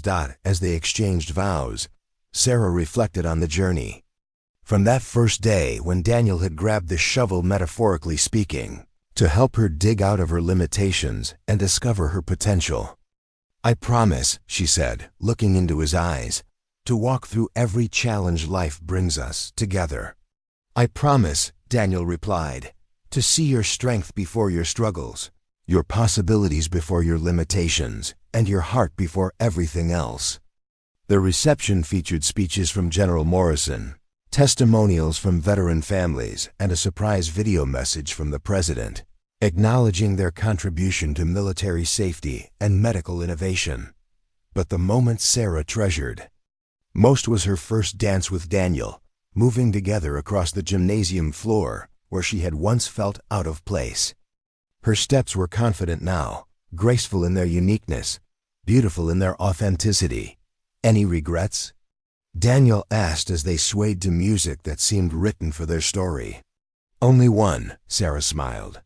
"I wish I could thank that girl who was mocked for her limp, because without her courage to keep trying, we never would have found each other."